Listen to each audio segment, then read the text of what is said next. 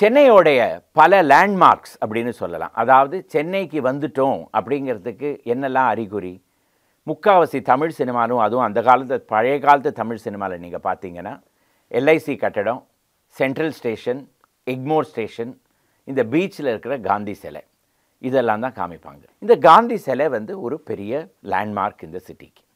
அதே போல் இந்த காந்தி சிலையிலேருந்து சற்று தொலைவில் இருக்கிற லேபர் சிலை, ட்ரையம்ஃப் ஆஃப் லேபர் சிலை, இதுவும் வந்து ஒரு பெரிய லேண்ட்மார்க் தான் நம்ம நகரத்துக்கு. ஒரு காலகட்டத்தில், அதாவது ஆங்கிலேயர்கள் இருந்த காலத்தில் நீங்கள் பார்த்தீங்கன்னா, மெரினா பீச்சில் சிலையே கிடையாது. இப்போ இவ்வளோ சிலை இருக்கே, அதெல்லாம் முதல்ல எந்த சிலை வந்தது அப்படிங்கிறத பார்த்தோன்னா, 1911 வருடம் முதல்ல வி கிருஷ்ணசுவாமி ஐயர் அப்படிங்கிற ஒரு பிரபல வக்கீல், அதற்கு பிறகு சென்னையோடைய நீதிமன்றத்தில் வந்து நீதிபதியாக இருந்த அந்த வக்கீலுக்கு தான் முதல்ல சிலை வச்சாங்க.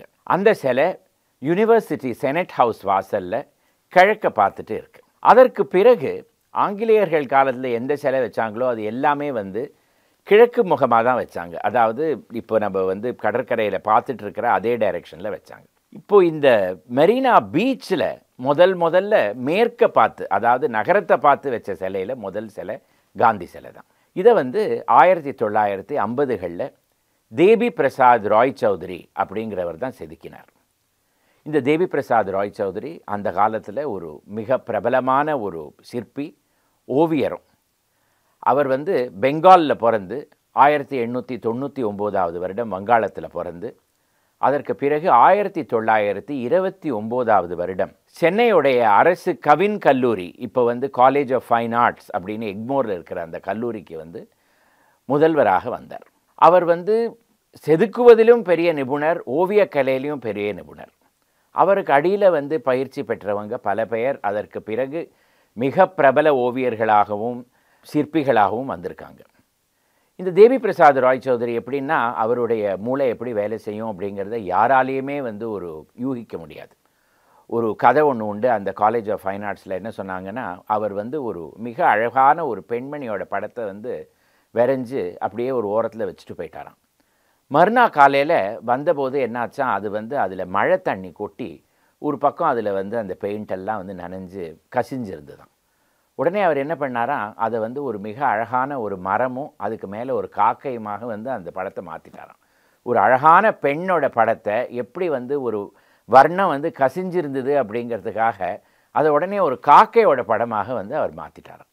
அந்த மாதிரி ஒரு ஆள் இந்த தேவி பிரசாத் ராய். 1950களில் மகாத்மா காந்தி சுட்டு கொல்லப்பட்ட பிறகு இவரை வந்து அரசாங்கம் அவருக்கு காந்திக்காக ஒரு சிலை செதுக்கணும் அப்படின்னுட்டு ஒரு ஆர்டர் கொடுத்தது. இவர் அப்பொழுது வந்து இந்த அரசு கவின்கலை கல்லூரியில் தான் வந்து அப்போ முதல்வராக இருந்திருக்கார். இவர் வந்து அதற்காக வெங்கலமெல்லாம் வந்து சேகரித்து இந்த சிலையை வந்து காய்ச்சி அதை செதுக்கி, காந்தி வந்து டாண்டி மார்ச்சுக்கு போகிற மாதிரியே அந்த சிலையை செஞ்சு அது மிக அழகாக வந்து செதுக்கி கொடுத்து விட்டார். அதற்கு பிறகு 3 வருடங்கள் கழித்து தான் 1959 அப்போ இருந்த பிரதம மந்திரி திரு ஜவஹர்லால் நேருவால் வந்து இந்த சிலை மெரினா பீச்சில் திறக்கப்பட்டது. இந்த சிலைக்கு அடியில் இருக்கிற அந்த பீடம் வந்து 12 அடி உயரம். அதை வந்து அரசாங்கத்தோட பிடபிள்யூடி இன்ஜினியர்ஸ் அவங்களே வந்து பொதுப்பணி துறை அவங்களே வந்து அதை செஞ்சு அதற்கு பிறகு இந்த சிலையை வந்து அதற்கு மேலே வச்சாங்க.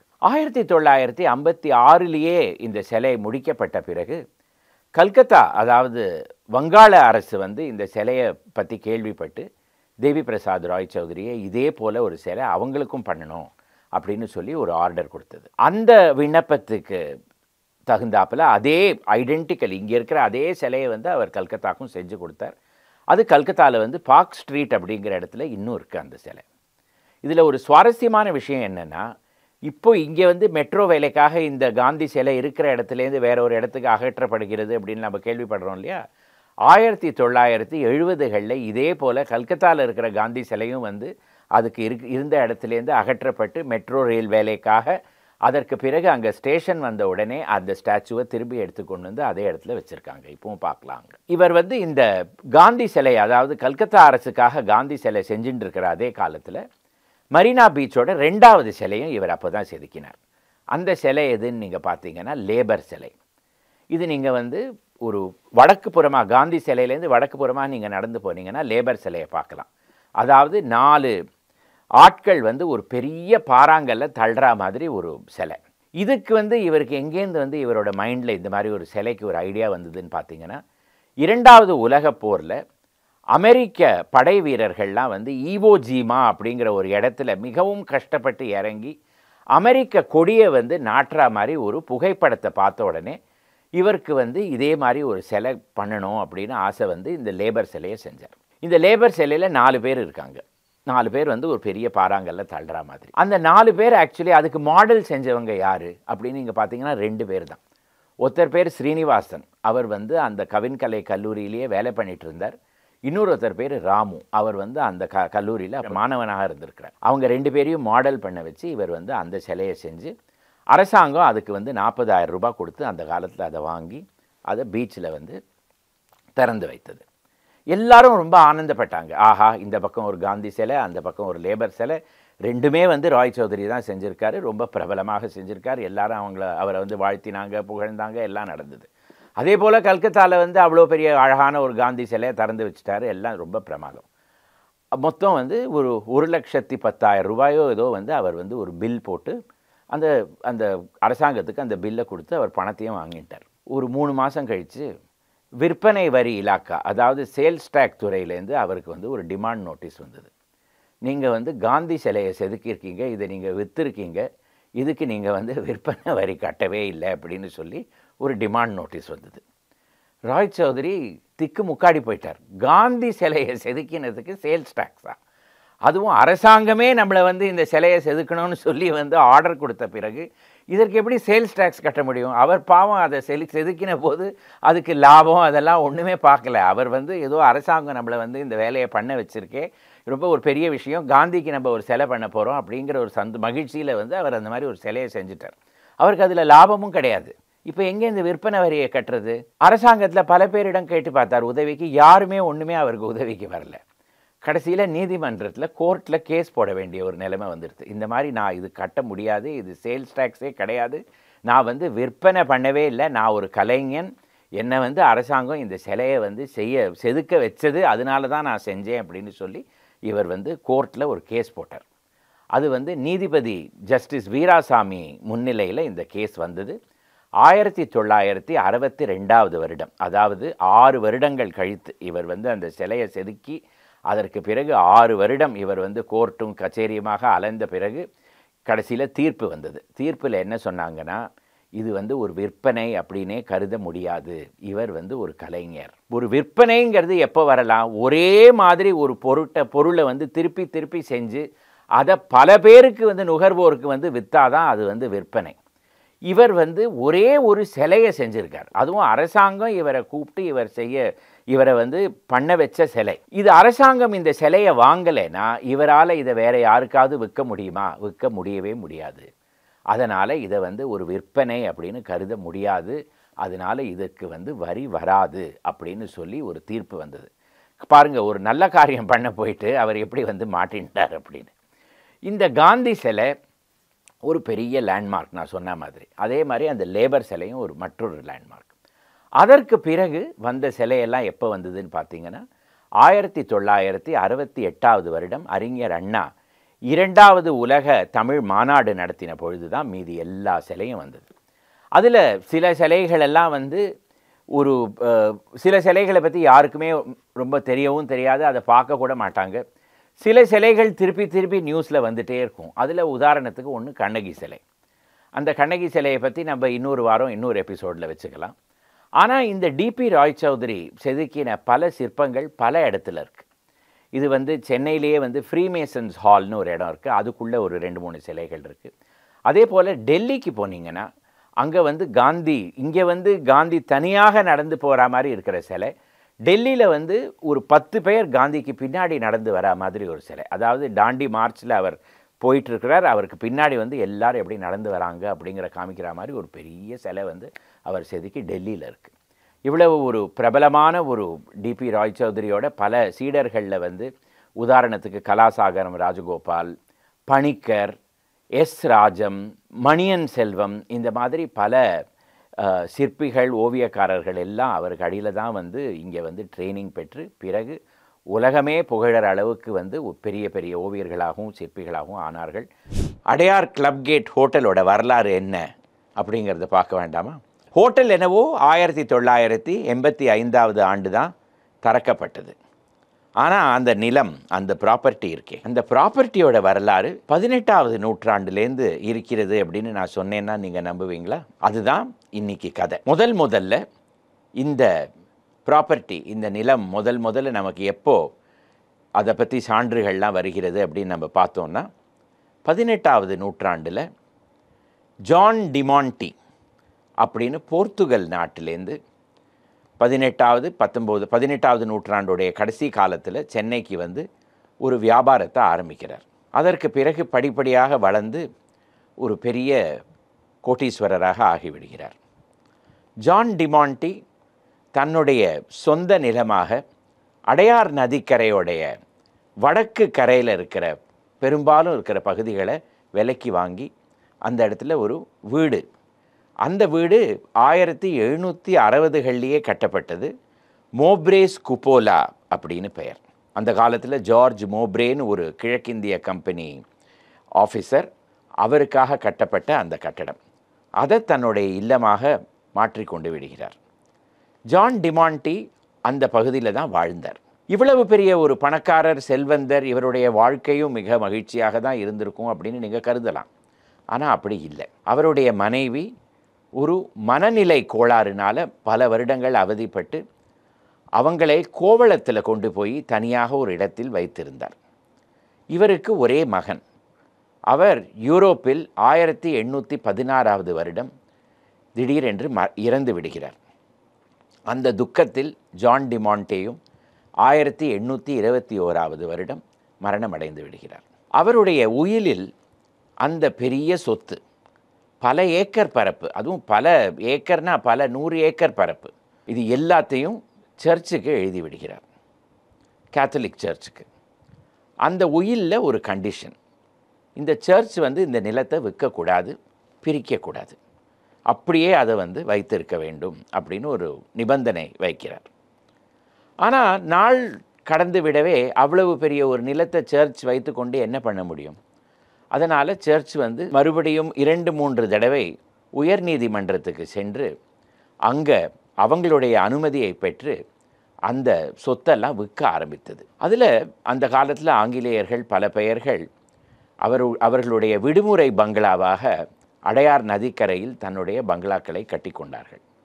இப்போது கிரீன்வேஸ் ரோடு, அதாவது அதுக்கு டிஜிஎஸ் தினகரன் சாலைன்னு இப்போது அதுக்கு பெயர். ஒரு பக்கம், இன்னொரு பக்கம் பிஎஸ் குமாரசாமி ராஜா சாலை அப்படின்னு பெயர். அந்த கிரீன்வேஸ் ரோட்டில் இருக்கிற மந்திரிகளுடைய பங்களா எல்லாம் அந்த காலத்தில் ஆங்கிலேயர்கள் தனக்காக கட்டி கொண்ட வீடுகள். அதே போல் ஒரு 105 ஏக்கர் பரப்பில் இருந்த ஒரு பகுதியை அடையார் கிளப் அப்படிங்கிற ஒரு நிறுவனம் விலைக்கு வாங்கியது. அந்த காலத்தில் இந்த கிளப்புங்கிறது ஆங்கிலேயர்களுக்காக ஆரம்பிக்கப்பட்ட ஒரு சமூக கூடம். அங்கே வந்து அவர்கள் விளையாடலாம், அவர்களுடைய கேளிக்கையெல்லாம் நடத்தி கொள்ளலாம், பார்ட்டிஸ் நடத்தலாம், இந்த மாதிரியெல்லாம். இந்தியர்களுக்கு அங்கே அனுமதி கிடையாது. இந்த அடையார் கிளப் அப்படிங்கிறது இப்போ போட் கிளப் பகுதின்னு இருக்கு இல்லையா, அந்த இடத்துல இருந்தது. இந்த அடையார் கிளப்புடைய மையம் அந்த ஜான் டிமாண்டியோடைய பழைய இல்லம், அந்த மூப்ரேஸ் குப்போலா அப்படின்னு நான் சொன்னேன் இல்லையா, அதுதான் அந்த ஜான் டிமாண்டியோட வீடு தான் அடையார் கிளப்போடைய ஒரு மையமாக இருந்தது. அந்த இடத்துல ஒரு கால்ஃப் கோர்ஸ் இருந்தது, 18 ஹோல்ஸ் வைத்த ஒரு கால்ஃப் கோர்ஸ். அவ்வளவு பெரிய ப்ராப்பர்ட்டி அது, 105 ஏக்கர். அதே போல் வடக்கு பகுதியில் இப்போ கூட டிமாண்டி காலனின்னு ஒரு பகுதி இருக்கிறது. அதெல்லாமும் அந்த சொத்தை சேர்ந்தது தான். அதையும் வந்து சர்ச் பிரித்து ஒரு தனியார் துறை நிறுவனத்துக்கு குத்தகைக்கு விட்டது. அவர்கள் தன்னுடைய இல்லங்களெல்லாம் அந்த இடத்துல கட்டி கொண்டார்கள். இந்த அடையார் கிளப்புடைய நுழைவு வாயில் ஷேமியர்ஸ் ரோடில் ஒரு இடத்தில் இருந்தது. இந்த மோப்ரேஸ் ரோடு வந்து ஷேமியர்ஸ் ரோடை சந்திக்கும் இடத்தில் அந்த அடையார் கிளப்புடைய நுழைவு வாயில் இருந்தது. அடையார் கிளப்புடைய கேட் அந்த இடத்துல இருந்ததுனால அந்த ரோடுக்கு அடையார் கிளப் கேட் ரோடு அப்படின்னு பெயர் வந்தது. 1940களில் ஆங்கிலேய நிறுவனங்கள் இந்த பகுதியில் தன்னுடைய உத்தியோகஸ்தர் எல்லோருக்கும் பங்களாக்கள் கட்டலாம் அப்படின்னு ஒரு முடிவுக்கு வந்தது. முதல்ல பின்னி நிறுவனம் போயஸ் கார்டனில் அதுவரையில் வைத்திருந்த தன்னுடைய டிரெக்டர்ஸ் எல்லாருடைய இல்லங்களையும் இந்த போட் கிளப் பகுதிக்கு மாற்றியது. அப்போது அந்த இடத்தில் அதே போல் பல ஆங்கிலேய நிறுவனங்கள் வந்தன. இவங்க எல்லாருமாக சேர்ந்து அந்த 105 ஏக்கர் பரப்பில் இருந்த அந்த சொத்திலிருந்து 40 ஏக்கரை விலைக்கு வாங்கி அதை போட் கிளப் ஏரியாவாக டெவலப் செய்தார்கள். இப்போவும் அந்த பகுதியில் நீங்கள் போய் பார்த்தீங்கன்னா பெரிய பெரிய பங்களாக்கள் இருக்கிறது. அதெல்லாம் கைமாறிவிட்டது. ஆனால் இது எல்லாமே 1940கள் 50கள் 60களில் தொடக்கப்பட்ட ஒரு ப்ராப்பர்ட்டி டெவலப்மெண்ட். அதுதான் இன்றைய போட் கிளப் ஏரியா. சரி, இந்த அடையார் கிளப் கேட் ஹோட்டலோட கதையை ஆரம்பித்தோம், எங்கேருந்து போட் கிளப்புக்கு போய்விட்டோம் அப்படின்னு நீங்கள் கேட்குறீங்களா? இது வந்து கொண்டே இருக்கிறேன். இந்த அடையார் கிளப் கேட் இருந்தது இல்லையா, அதற்கு அருகே இருந்த ஒரு பெரிய ப்ராப்பர்ட்டி தான் அடையார் கேட் ஹவுஸ். இது வந்து அந்த காலத்தில் மெர்கன்டைல் பேங்க் ஆஃப் இந்தியா அப்படின்னு இருந்த ஒரு வங்கி. இப்போ அது ஹாங்காங் அண்ட் ஷாங்காய் பேங்கிங் கார்ப்பரேஷனுடைய ஒரு பகுதியாக ஆகிவிட்டது. அந்த மெர்கன்டைல் பேங்க்குடைய மேனேஜிங் டைரக்டருக்கு அந்த இடத்துல ஒரு பெரிய பங்களா இருந்தது. அதற்கு அடையார் கேட் ஹவுஸ் அப்படின்னு பெயர். 1960களில் இந்த அடையார் கேட் ஹவுஸ் ப்ராப்பர்ட்டி விற்பனைக்கு வந்தது. அப்பொழுது டிடிகே நிறுவனத்தில் டிடி கிருஷ்ணமாச்சாரியுடைய கடைசி மகனாக இருந்த டிடி வாசு அவர்கள் சென்னையில் ஒரு 5 நட்சத்திர ஹோட்டல் ஆரம்பிக்கலாம் அப்படி என்று ஒரு திட்டமிட்டு அந்த இடத்தை விலைக்கு வாங்குவதற்கு ஆயத்தமானார். ஆனால் அந்த காலத்தில் ஒரு 1.5 ஏக்கர் பரப்பில் இருந்த அந்த சொத்தை வாங்குவதற்கு நிறையாக பணம் தேவைப்பட்டது. அப்போது சிங்கப்பூரில் இருந்த 2 நகரத்தார்கள் அவர்களும் வாசுவுடன் சேர்ந்து ஒரு கூட்டில் இறங்கி அந்த சொத்தை வாங்குவதற்காக பணம் போட்டார்கள். அப்போது ஒரு புது நிறுவனம் ஆரம்பிக்கப்பட்டது. அந்த இல்லத்திற்கு பேர் Adyar club, Adyar Gate House அப்படின்னு பெயர். அதனால் Adyar Gate hotel private limited அப்படின்னு ஒரு நிறுவனத்தை ஆரம்பித்து அந்த சொத்தை விலைக்கு வாங்கினார்கள். 1970 விலைக்கு வாங்கி அதற்கு பிறகு 10 வருடம், அந்த காலத்தில் எல்லாமே அரசாங்கத்திலேருந்து பர்மிஷன் வாங்கி தான் கட்ட வேண்டும். 10 வருடங்கள் பர்மிஷன் வாங்குவதற்கே நீடித்தது. 1970 சென்னையில் 5 நட்சத்திர ஹோட்டல் கிடையவே கிடையாது. தாஜ் கானிமாரா இருந்தது. அந்த காலத்தில் அதுக்கு தாஜ் கானிமாரா என்று பெயர் கிடையாது, வெறும் கானிமாரா தான். அதே போல் சாந்தோம் பகுதியில் ஓஷியானிக் அப்படின்னு ஒரு ஹோட்டல் இருந்தது. அம்பாசிடர் ஹோட்டல்னு ஒன்று மவுண்ட் ரோடில் கானிமாராக்கு அருகேயே இருந்தது. அந்த அம்பாசிடர் ஹோட்டல் இருந்த இடத்துல தான் இப்பொழுது இந்தியன் ஓவர்சீஸ் வங்கியோட தலைமைச் செயலகம் இருக்கிறது. அந்த ஓஷியானிக் ஹோட்டல் மூடப்பட்டு இப்போ அங்கே ஒரு அடுக்குமாடி கட்டடம் வந்துவிட்டது.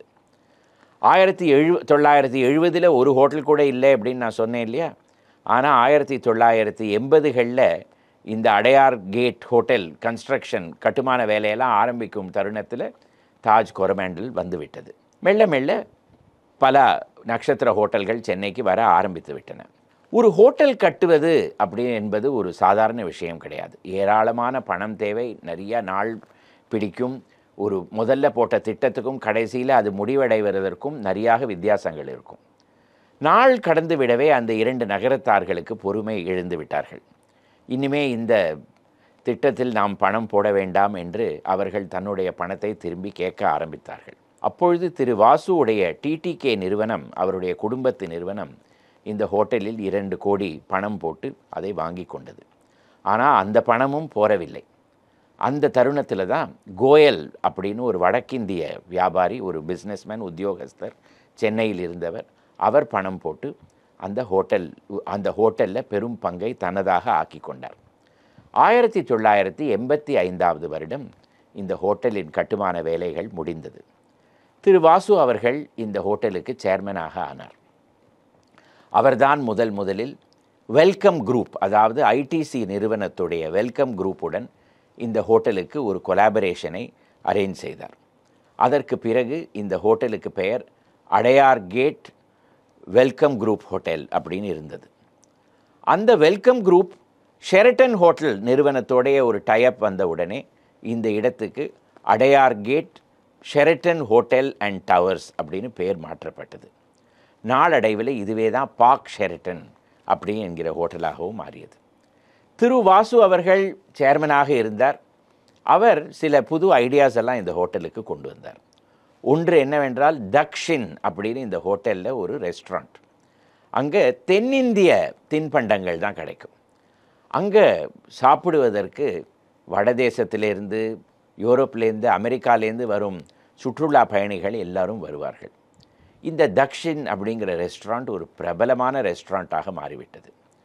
அந்த ரெஸ்டாரண்ட்டில் ஐயர்ஸ் ட்ராலின்னு ஒரு விஷயம். அது என்ன ஐயர்ஸ் ட்ராலி? ஒரு தள்ளுவண்டி. அதை தள்ளி கொண்டு வருபவர் ஐயர். அவர் திரு வாசு அவர்களுடைய இல்லத்தில் சமையல்காரராக இருந்து ஓய்வு பெற்ற பிறகு அவரை இந்த ஹோட்டலில் திரு வாசு அமர்த்தி வைத்தார். அவர் தின்பண்டங்கள் எல்லாம் எடுத்துக்கொண்டு ஒரு ட்ராலியில் அந்த தக்ஷினில் கொண்டு வந்து எல்லாருக்கும் கொடுப்பார். அதில் அவர் காப்பி ஆற்றுவதை பார்ப்பதற்கு ஒரு ஏராளமான கூட்டம் கூடிவிடும். அதற்கு தான் degree coffee by the yard அப்படின்னு பெயர். அதாவது டவராவை இங்கே வைத்துக்கொண்டு டம்ளரை இப்படி சர்வசுந்தரத்தில் நாகேஷ் செய்கிற மாதிரி அப்படியே தூக்கி அங்கேருந்து அப்படியே வந்து அவர் ஆற்றி கொடுப்பார். அதை பார்க்குறதுக்கு ஃபாரின் டூரிஸ்ட் எல்லாம் வந்து பார்ப்பாங்க. இந்த ஐயர்ஸ் ட்ராலிங்கிறது மிகவும் பிரபலமாக மாறிவிட்டது. நாளடைவில் இந்த பார்க் ஷெரட்டன் ஹோட்டல் சென்னையில் ஒரு பெரிய ஹோட்டலாக ஆகிவிட்டது. கிரிக்கெட் வீரர்கள் எல்லாம் இங்கே வந்தபோது அவங்க இந்த இடத்துல தான் தங்குவாங்க. டிராஃபிக்கெல்லாம் ஏராளமாக நிறுத்தப்படும். சினிமா நட்சத்திரங்கள் வருவாங்க. சென்னையிலேயே ஒரு பெரிய ஹோட்டலாக இது மாறிவிட்டது. அதற்கு பிறகு அந்த பார்க் ஷெரட்டன், அந்த ஷெரட்டன் ஹோட்டலுடைய டைஅப் முடிந்து விடவே அது க்ரௌன் பிளாசாவாக மாறியது. ஆனால் இப்போ சமீப காலத்தில் அந்த ஹோட்டலை இடித்து அந்த இடத்துல ஒரு அடுக்குமாடி கட்டடம் கட்ட வேண்டும் என்ற ஒரு முடிவுக்கு அந்த ஹோட்டலுக்கு சொந்தக்காரர்களாக இருந்த அந்த கோயல் குடும்பம் வந்தது. அவர்கள் உடனே பாஷ்யம் கன்ஸ்ட்ரக்ஷன்ஸோடைய சேர்ந்து கொண்டு இப்பொழுது அந்த ஹோட்டலை மூடிவிட்டு அந்த இடத்துல ஒரு அடுக்குமாடி கட்டடம் கட்டப்போகிறார்கள். மாற்றம் அப்படிங்கிறது தானே வாழ்க்கையோடைய ஒரே கான்ஸ்டன்ட். இந்த அடையார் கிளப் கேட் ஹோட்டலோட கதையிலையும் அதில் தான் நமக்கு தெரிய வருது. முதல்ல 19வது நூற்றாண்டில், அதாவது 1850களில் இந்த பார்க் டவுன், இப்பொழுது சென்ட்ரல் ஸ்டேஷன் இதெல்லாம் இருக்கிற பகுதியில் என்ன இருந்தது அப்படிங்கிறது நமக்கு தெரியணும். அந்த காலகட்டத்தில் 1840களில் ஒரு போலீஸ் அதிகாரி இங்கே இருந்தார். அவருடைய பெயர் ஐசாக் டைரல். 1855வது வருடம் மத்திய சிறைச்சாலை அந்த பூங்கா நகரம், அதாவது பார்க் டவுனில் கட்டப்பட்ட உடனே அவர்தான் அந்த சிறைச்சாலைக்கு சூப்பரிண்டென்டென்ட்டாக இருந்தார். அவர் தன்னுடைய வாழ்க்கை வரலாறை ஒரு புத்தகமாக எழுதியிருக்கிறார். அதில் அந்த சென்ட்ரல் ஸ்டேஷன் இருந்த இடத்தில் 1850களில் என்ன இருந்தது அப்படி என்று கேட்டால் நீங்களே பிரமித்து போய்விடுவீர்கள். அங்கே ஒன்றுமே இருந்ததில்லை. பெரிய குளங்கள் இருந்தன. அந்த குளங்களில் இவங்கள் எல்லாரும் மீன் பிடிப்பாங்களாம் அந்த காலத்தில். அப்படி ஒரு திறந்த வெளியாக இருந்தது அந்த பார்க் டவுன். அந்த இடத்தில் 1859வது வருடம் சென்னை மாகாண ஆளுநர் சர் சார்ல்ஸ் ட்ரெவெல்யன் அவர்கள் ஒரு பெரிய பூங்கா இருக்க வேண்டும் என்ற ஒரு தீர்மானத்திற்கு வந்தார். அதற்கு மக்கள் பூங்கா, பீப்புள்ஸ் பார்க் என்று பெயர் கொடுக்கப்பட்டது.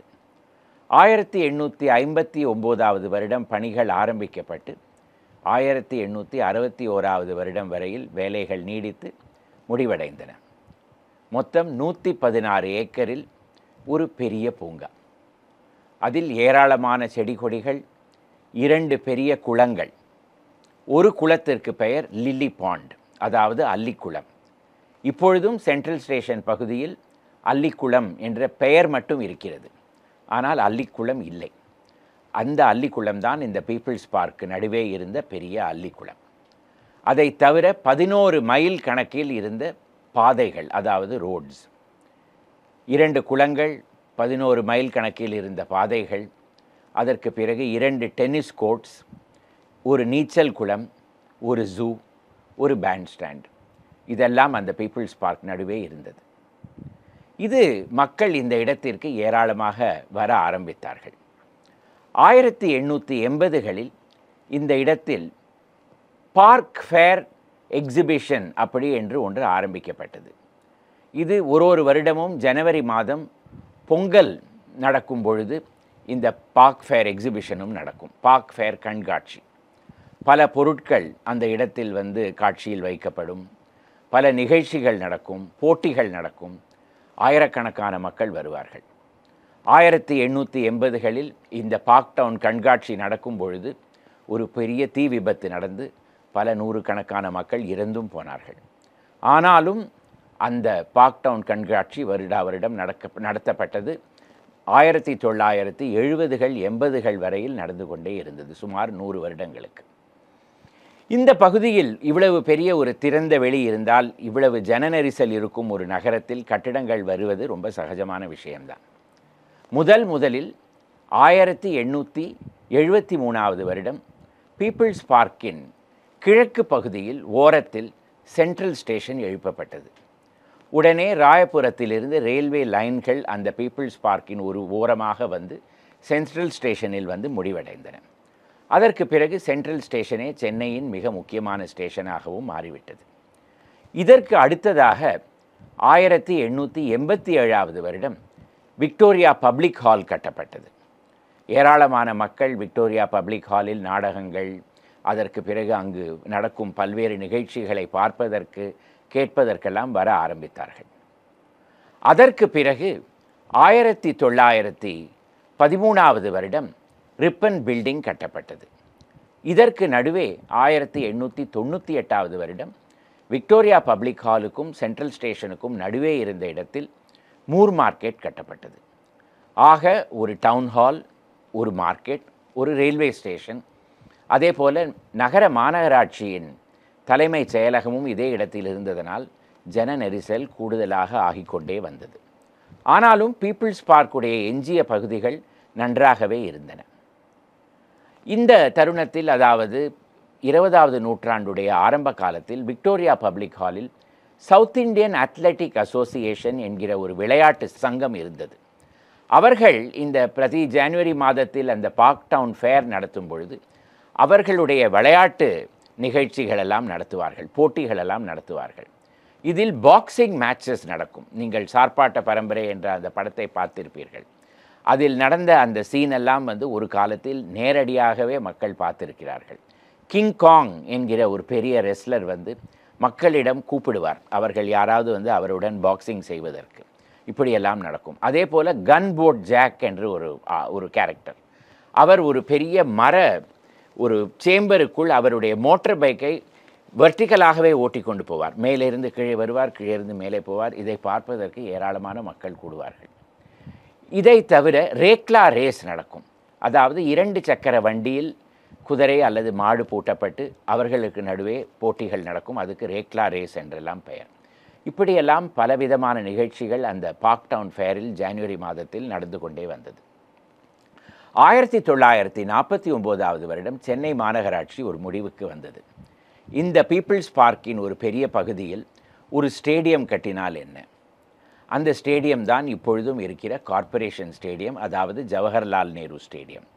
சுமார் 20,000 பேர்கள் உட்காரும்படியாக இருந்த ஒரு ஸ்டேடியம் நிர்மாணம் செய்யப்பட்டது, கட்டவும் பட்டது. அதற்கு பிறகு அந்த இடத்தில் பல நிகழ்ச்சிகள் நடந்தன. 1955லிருந்து 63, 64 வரையில் டெஸ்ட் மேட்சஸ் கூட அதே இடத்தில் நடந்திருக்கின்றன. அதற்கு பிறகு 1995 வருடம் அதே இடத்தில் ஒரு இண்டோர் ஸ்டேடியமும் வந்தது, சுமார் 8000 பேர் உட்காரும்படியாக. இப்படியெல்லாம் அந்த பீப்பிள்ஸ் பார்க்கில் இருந்த பகுதிகள் எல்லாம் குறைந்து கொண்டே வந்தன. 1985வது வருடம் மூர் மார்க்கெட் தீ விபத்தில் சாம்பலான பிறகு அந்த இடத்தில் சபர்பன் ரயில்வே டெர்மினல் கட்டப்பட்டது. ரயில்வே விரிவாக்கம் நடந்ததனால் ரயில்வே புது லைன்கள் எல்லாம் அந்த பீப்பிள்ஸ் பார்க் மேலே எழுப்பப்பட்டன. பீப்பிள்ஸ் பார்க் கடைசியில் இல்லாமலேயே போய்விட்டது. அதில் எஞ்சி இருந்த பகுதிகளில் இருந்த ஜூ வண்டலூருக்கு சென்றது. மூர் மார்க்கெட் தீ விபத்தில் அகப்பட்ட, அதற்கு பிறகு பாதிக்கப்பட்ட கடைக்காரர்கள் எல்லோருக்கும் லில்லி பாண்ட் காம்ப்ளெக்ஸ் என்ற ஒரு கட்டடம் அந்த அல்லிக்குளத்தில் கட்டப்பட்டது. அந்த இடத்தில் கடைகள் எல்லாம் வந்தன. இப்பொழுதும் அந்த கட்டிடம் அங்குதான் இருக்கிறது. கடைசியில் பீப்பிள்ஸ் பார்க் காணாமலே போய்விட்டது. ஆனால் அது சென்னைக்கு கொடுத்த ஒரு பெயர் பார்க் டவுன் என்ற பெயர். பீப்பிள்ஸ் பார்க் இப்பொழுது சுத்தமாக இல்லவே இல்லையா என்று நீங்கள் கேட்கலாம். ஒரே ஒரு சிறிய பூங்கா மட்டும் எஞ்சி இருக்கிறது.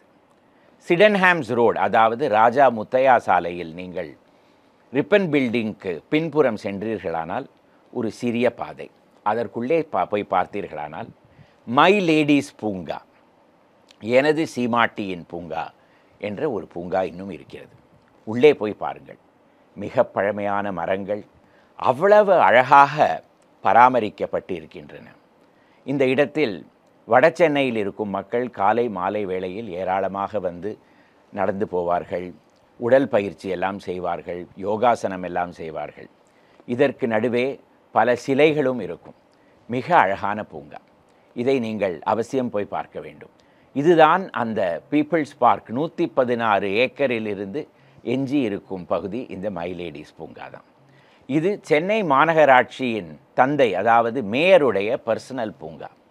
அவர் தன்னுடைய வருடம் அந்த காலத்தில் மேயர் தன்னுடைய நிகழ்ச்சிகள் எல்லாம் அவருடைய தேநீர் பார்ட்டி இதெல்லாம் அந்த இடத்தில் நடத்தி கொண்டு வந்தார். இப்பொழுது அதெல்லாம் நடப்பதில்லை. ஆனால் அந்த மை லேடிஸ் கார்டன் பொதுமக்களுக்காக திறந்து வைக்கப்பட்டிருக்கிறது. இதே மை லேடிஸ் கார்டன், இந்த பீப்புள் பார்க்கெல்லாம் அதுடைய கோலோச்சிய காலம், அதாவது மிகவும் அழகாக இருந்த காலத்தை நீங்கள் பார்க்க வேண்டுமானால் பழைய தமிழ் சினிமாவில் தான் பார்க்க முடியும். மிஸ்ஸி அம்மா என்ற ஒரு படம், ஜெமினி கணேசன், சாவித்ரி, சாரங்கபாணி, தங்கவேலு, ஜமுனா எல்லாரும் நடித்த படம். அந்த படத்தில் ஒரு காட்சி, ஜெமினி கணேசன், சாவித்ரி 2 பேரும் ஒரு பூங்காவில் உட்கார்ந்து கொண்டு பேசிக்கொண்டிருப்பார்கள். சாரங்கபாணி அந்த இடத்திற்கு வருவார். அவர்கள் 3 பேர்களுக்கும் நடுவே ஒரு பேச்சு நடந்து அதற்கு பிறகுதான் கதை சூடு பிடிக்கும். அந்த சீன் அந்த பீப்புள்ஸ் பார்க்கில் தான் ஷூட்டிங் செய்யப்பட்டது. அதை போய் நீங்கள் அவசியம் யூடியூபில் பார்க்க வேண்டும். ஆரம்ப காலத்தில் சென்னையில் அரசுடைய போக்குவரத்தெல்லாம் கிடையாது. அந்த காலகட்டத்தில் எல்லோரும் நடந்துதான் சென்று கொண்டிருந்தார்கள். அதற்கு பிறகு குதிரை வண்டிகள், ஜட்கா வண்டிகள் இப்படியெல்லாம் ஆன பிறகு 19வது நூற்றாண்டுடைய கடைசி காலத்தில் சென்னைக்கு ட்ராம் வந்தது. சரி, ட்ராமுடைய வரலாறு நீங்கள் இன்னும் சொல்லவே இல்லையே என்று நீங்கள் கேட்கலாம். ஆனால் எனக்கு ஒரு கோர்வையாக இன்னும் சென்னை நகரத்துடைய ட்ராம் வரலாறு எனக்கு கிடைக்கவில்லை. அது வந்தவுடனே அந்த கதையுடன் நான் அவசியம் வருகிறேன். ஆனால் 1925வது வருடம் சென்னை ட்ராம் ஊழியர்கள் வேலை நிறுத்தம் செய்தார்கள். உடனே அந்த சென்னை ட்ராம்வேஸ், மெட்ராஸ் ட்ராம்வேஸ் கார்ப்பரேஷன் என்ற நிறுவனம் சுமார் 30 பேருந்துகளை சென்னை நகரத்தில் அமலுக்கு கொண்டு வந்தது. சென்னை ட்ராம் உபயோகித்து கொண்டிருந்த மக்கள் எல்லோருமே பஸ்ஸில் செல்ல ஆரம்பித்தார்கள். இந்த பஸ் சேவை 1928வது வருடம் வரையில் நீடித்தது. அதற்கு பிறகு மெட்ராஸ் ட்ராம்வேஸ் கார்ப்பரேஷன் அந்த பஸ் சேவையை நிறுத்திவிட்டு பழையபடி ட்ராம் சர்வீஸையே தொடக்கிவிட்டது. இப்படியே ட்ராம் சர்வீசஸ் நடந்து கொண்டு வந்தது. ஆனால் சென்னை நகரம் பேருந்து சவாரி என்பது என்ன என்பதை கண்டுபிடித்து விட்டது. உடனே தனியார் துறையில் பஸ் ஆபரேட்டர்ஸ் முன்வர ஆரம்பித்தார்கள். அதற்கு பிறகு படிப்படியாக சென்னையில் பேருந்துகள் வர ஆரம்பித்தன. 1947வது வருடம், அதாவது இந்தியா சுதந்திரம் அடையும் வருடம், சென்னையில் சுமார் 200 பேருந்துகள் இருந்ததாக நமக்கு தெரிய வருகிறது. அவர்கள் எல்லோருமே பேருந்துகளை இந்த நகரத்தில் நடத்தி கொண்டு வந்தார்கள். அதே வருடம் சென்னை அரசு, அதாவது மெட்ராஸ் மாகாண அரசு தன்னுடைய சொந்த பஸ் சேவையை தொடக்கியது. ஒரு 30 பஸ்ஸுகளை சென்னை நகரத்திற்கு அறிமுகம் செய்தது. இதுதான் அரசு போக்குவரத்துடைய தொடக்கம். அடுத்த வருடமே, அதாவது 1948வது வருடம் அரசு பிரைவேட் பஸ் ஆபரேட்டர்ஸ்கள் எல்லாருடைய பஸ்ஸையுமே விலைக்கு வாங்கி தேசியமயமாக்கிவிட்டது, அதாவது நேஷனலைஸ் செய்துவிட்டது. அந்த பஸ் சேவைக்கு மெட்ராஸ் கவர்மெண்ட் டிரான்ஸ்போர்ட் சர்வீஸ் என்று பெயர் கொடுக்கப்பட்டது. அதுக்கு ஒரு தலைமை செயலகம் தேவைப்படுமே. அதற்கு டிரான்ஸ்போர்ட் ஹவுஸ் என்று ஒரு கட்டிடம் கட்டப்பட்டது. பேண்ட் பிராக்டிஸ் ரோடு என்கிற ஒரு சாலையில். இந்த பேண்ட் பிராக்டிஸ் ரோடு எங்கே இருந்தது, இப்பொழுது எங்கே இருக்கிறது, மெட்ராஸ் ஜிம்கானா கிளப் எங்கே இருக்கிறது என்பது உங்கள் எல்லோருக்குமே தெரியும். அதற்கு எழுத்தப்புறத்தில் இருப்பது பாடிகார்ட் முனீஸ்வரர் ஆலயம். அந்த பாடிகார்ட் முனீஸ்வரர் ஆலயம் இருக்கும் சாலைக்கு இப்பொழுது என்ன பெயர்? பல்லவன் சாலை. அதுதான் ஒரு காலத்தில் பேண்ட் பிராக்டிஸ் ரோடு என்று பெயர் இருந்தது அந்த சாலைக்கு. அந்த இடத்தில் ஒரு டிரான்ஸ்போர்ட் ஹவுஸ் கட்டப்பட்டது. அதுதான் மெட்ராஸ் கவர்மெண்ட் டிரான்ஸ்போர்ட் சர்வீஸ், அதற்கு தலைமை செயலகமாக இருந்தது. அந்த காலத்தில் இந்த டிரான்ஸ்போர்ட் சர்வீஸ் அரசுடைய ஒரு துறை, அதாவது ஒரு டிபார்ட்மெண்ட்டாக இருந்தது. 1972வது வருடம் இதுவே பல்லவன் டிரான்ஸ்போர்ட் கார்ப்பரேஷன், அதாவது ஒரு போக்குவரத்து நிறுவனமாக மாற்றப்பட்டது. அந்த காலத்தில் நகரத்தில் மொத்தம் 1000 பேருந்துகள் இருந்தன. 12 லட்சம் மக்கள் இந்த பேருந்துகளை உபயோகித்து கொண்டு வந்தார்கள் என்று நமக்கு தெரிய வருகிறது. இப்பொழுது 3000 பேருந்துகள் இருக்கின்றன. 26 லட்சம் மக்கள் பேருந்துகளை உபயோகிக்கிறார்கள் என்கிற புள்ளி விவரம் அந்த மெட்ரோபாலிட்டன் டிரான்ஸ்போர்ட் கார்ப்பரேஷனுடைய வெப்சைட்டிலிருந்து நமக்கு தெரிய வருகிறது. ஆனால் 12 லட்சம் மக்கள் உபயோகித்து கொண்டிருந்த காலத்தில் சென்னையுடைய பாப்புலேஷன் நீங்கள் மொத்தம் பார்த்தீர்களானால் 20 லட்சம் இருந்திருக்கும். ஆனால் இப்பொழுது 1 கோடி மக்கள் இந்த நகரத்தில் இருக்கிறார்கள். அதில் 26 லட்சம் மக்கள் தான் பேருந்துகளில் செல்கிறார்கள் என்றால் நமக்கு நம்ப முடியவில்லை. ஆனால் அதுதான் இப்பொழுது இருக்கும் நிலைமை. 1947 வருடத்திலிருந்து அரசுடைய போக்குவரத்து ஆரம்பித்த பிறகு ஒரு பஸ் ஸ்டாண்ட் என்பதே கிடையாது. இப்பொழுதெல்லாம் நீங்கள் பார்க்கலாம், ஏதாவது ஒரு பஸ் நிறுத்தத்தில் போய் பார்த்தீர்களானால் பெஞ்ச் இருக்கும், மக்கள் உட்கார்ந்து கொண்டிருப்பார்கள், மேலே வெயிலிருந்து பாதுகாப்பாக ஒரு தகர ஷீட்டாவது இருக்கும், அந்த மாதிரி இருக்கும். ஆனால் அந்த மாதிரியெல்லாம் கிடையாது. அந்த காலத்தில் ஒரு கம்பம், அந்த கம்பத்துக்கு மேலே ரவுண்டாக ஒரு தகடு, அந்த தகடில் ஒரு பஸ்ஸுடைய வரைபடம், அதுதான் பஸ் ஸ்டாப். அந்த இடத்தில் மக்கள் போய் நிற்பார்கள், பேருந்துகள் வரும், அதில் ஏறிக்கொண்டு செல்வார்கள். இப்படி தான் இருந்தது அந்த காலத்தில். அதாவது 1950களில் சென்னை நகரத்தில் மிக நெரிசலாக, அதாவது வர்த்தக நிறுவனங்கள் எல்லாம் இருந்த பகுதி, அதே போல் ஹைகோர்ட் இப்பொழுதும் இருக்கும் பகுதி பார்த்தீர்களானால் ஜார்ஜ் டவுன், அதாவது சென்னை 1. அந்த இடத்தில் பிராட்வே என்கிற பகுதியின் முனையில் பஸ் எல்லாம் நிறுத்த ஆரம்பிக்கப்பட்டன. நீங்கள் சென்னை நகரின் வரலாறில் நீங்கள் பார்த்திருப்பீர்கள், மக்கள் வசதிகள் எல்லாம் திட்டமிட்டு வளரவே வளராது, தானாகவே வளர்ந்துவிடும். அதற்கு பிறகு அரசாங்கம் மெல்ல மெல்ல அதில் உள்ளே நுழைந்து அதற்கு பிறகு என்னெல்லாம் வசதிகள் செய்யலாம் என்ற ஒரு முடிவுக்கு வரும். அதே போல தான் இன்ஃபார்மலாக, அதாவது தற்செயலாக பேருந்துகள் எல்லாம் ஒரு இடத்தில் ஆரம்பித்து விட்டன. அதே இடம் பிராட்வே. அதனால் அது பிராட்வே பஸ் டெர்மினஸாக மாறிவிட்டது. நகரத்தின் உள்புறத்தில் செல்லும் பேருந்துகள் எல்லாம் இந்த இடத்தில் நிற்க ஆரம்பித்தன. நாட்டுப்புறத்திற்கு செல்லும், அதாவது மொஃபிசில் பஸ் டெர்மினஸ், அதாவது மதுரை, திருச்சி, திருநெல்வேலி இந்த பகுதிக்கெல்லாம் செல்லும் பேருந்துகள் எங்கே நின்றன என்று பார்த்தோமானால் ஹைகோர்ட்டின் பின்புறத்தில் எஸ்பிளனேட் அப்படி என்கிற பகுதியில் பஸ் எல்லாம் நிறுத்தப்பட்டன. அந்த இடத்தில் ஒரு பூங்கா இருந்தது. ராஜா அண்ணாமலை மன்றத்திற்கு எதிர்ப்புறத்தில் ஒரு பூங்கா இருந்தது. 1936 வருடம் திருவாங்கூர் சமஸ்தானம், அதாவது திருவனந்தபுரம் அரசு எந்த ஜாதி தடையும் இல்லாமல் மக்கள் கோவில் உள்ளே செல்லலாம் என்ற ஒரு அறிக்கை விட்டதனால் அப்பொழுது இருந்த திருவனந்தபுர மகாராஜா சித்திர திருநாள் பலராம வர்மா அவர்களுக்காக சென்னையில் ஒரு சிலை எழுப்பப்பட்டது. அந்த சிலை இருந்த பூங்காக்கு டிராவங்கூர் மகாராஜாஸ் பார்க் என்ற பெயர். இந்த பார்க்குக்கு வெளியே இந்த நாட்டுப்புறத்திற்கு செல்லும் பேருந்துகள் எல்லாம் நிற்க ஆரம்பித்தன. அந்த இடத்திற்கு எஸ்பிளனேட் பஸ் டெர்மினஸ் என்ற பெயர் வந்தது. இதற்கு நடுவே சென்னை மாநகராட்சியில் ஒரே விவாதம், மக்களுக்கு பஸ் நிறுத்தும் இடத்திலெல்லாம் அமருவதற்கு ஏதாவது ஒரு வசதி செய்ய வேண்டும் என்று. 1957 வருடம் சென்னை மாநகராட்சி இனிமேலிருந்து எந்த இடத்திலெல்லாம் பேருந்துகள் நிற்கின்றனவோ அந்த இடத்தில் அமரும் வசதிகள் செய்யப்படும் என்ற ஒரு முடிவுக்கு வந்தது. அதற்கு பிறகு பஸ் ஷெல்டர் எல்லாம் கட்டப்பட ஆரம்பித்தன. இந்த பிராட்வே பஸ் நிறுத்தம் ஒரு பெரிய விவாதத்துக்கு வந்தது.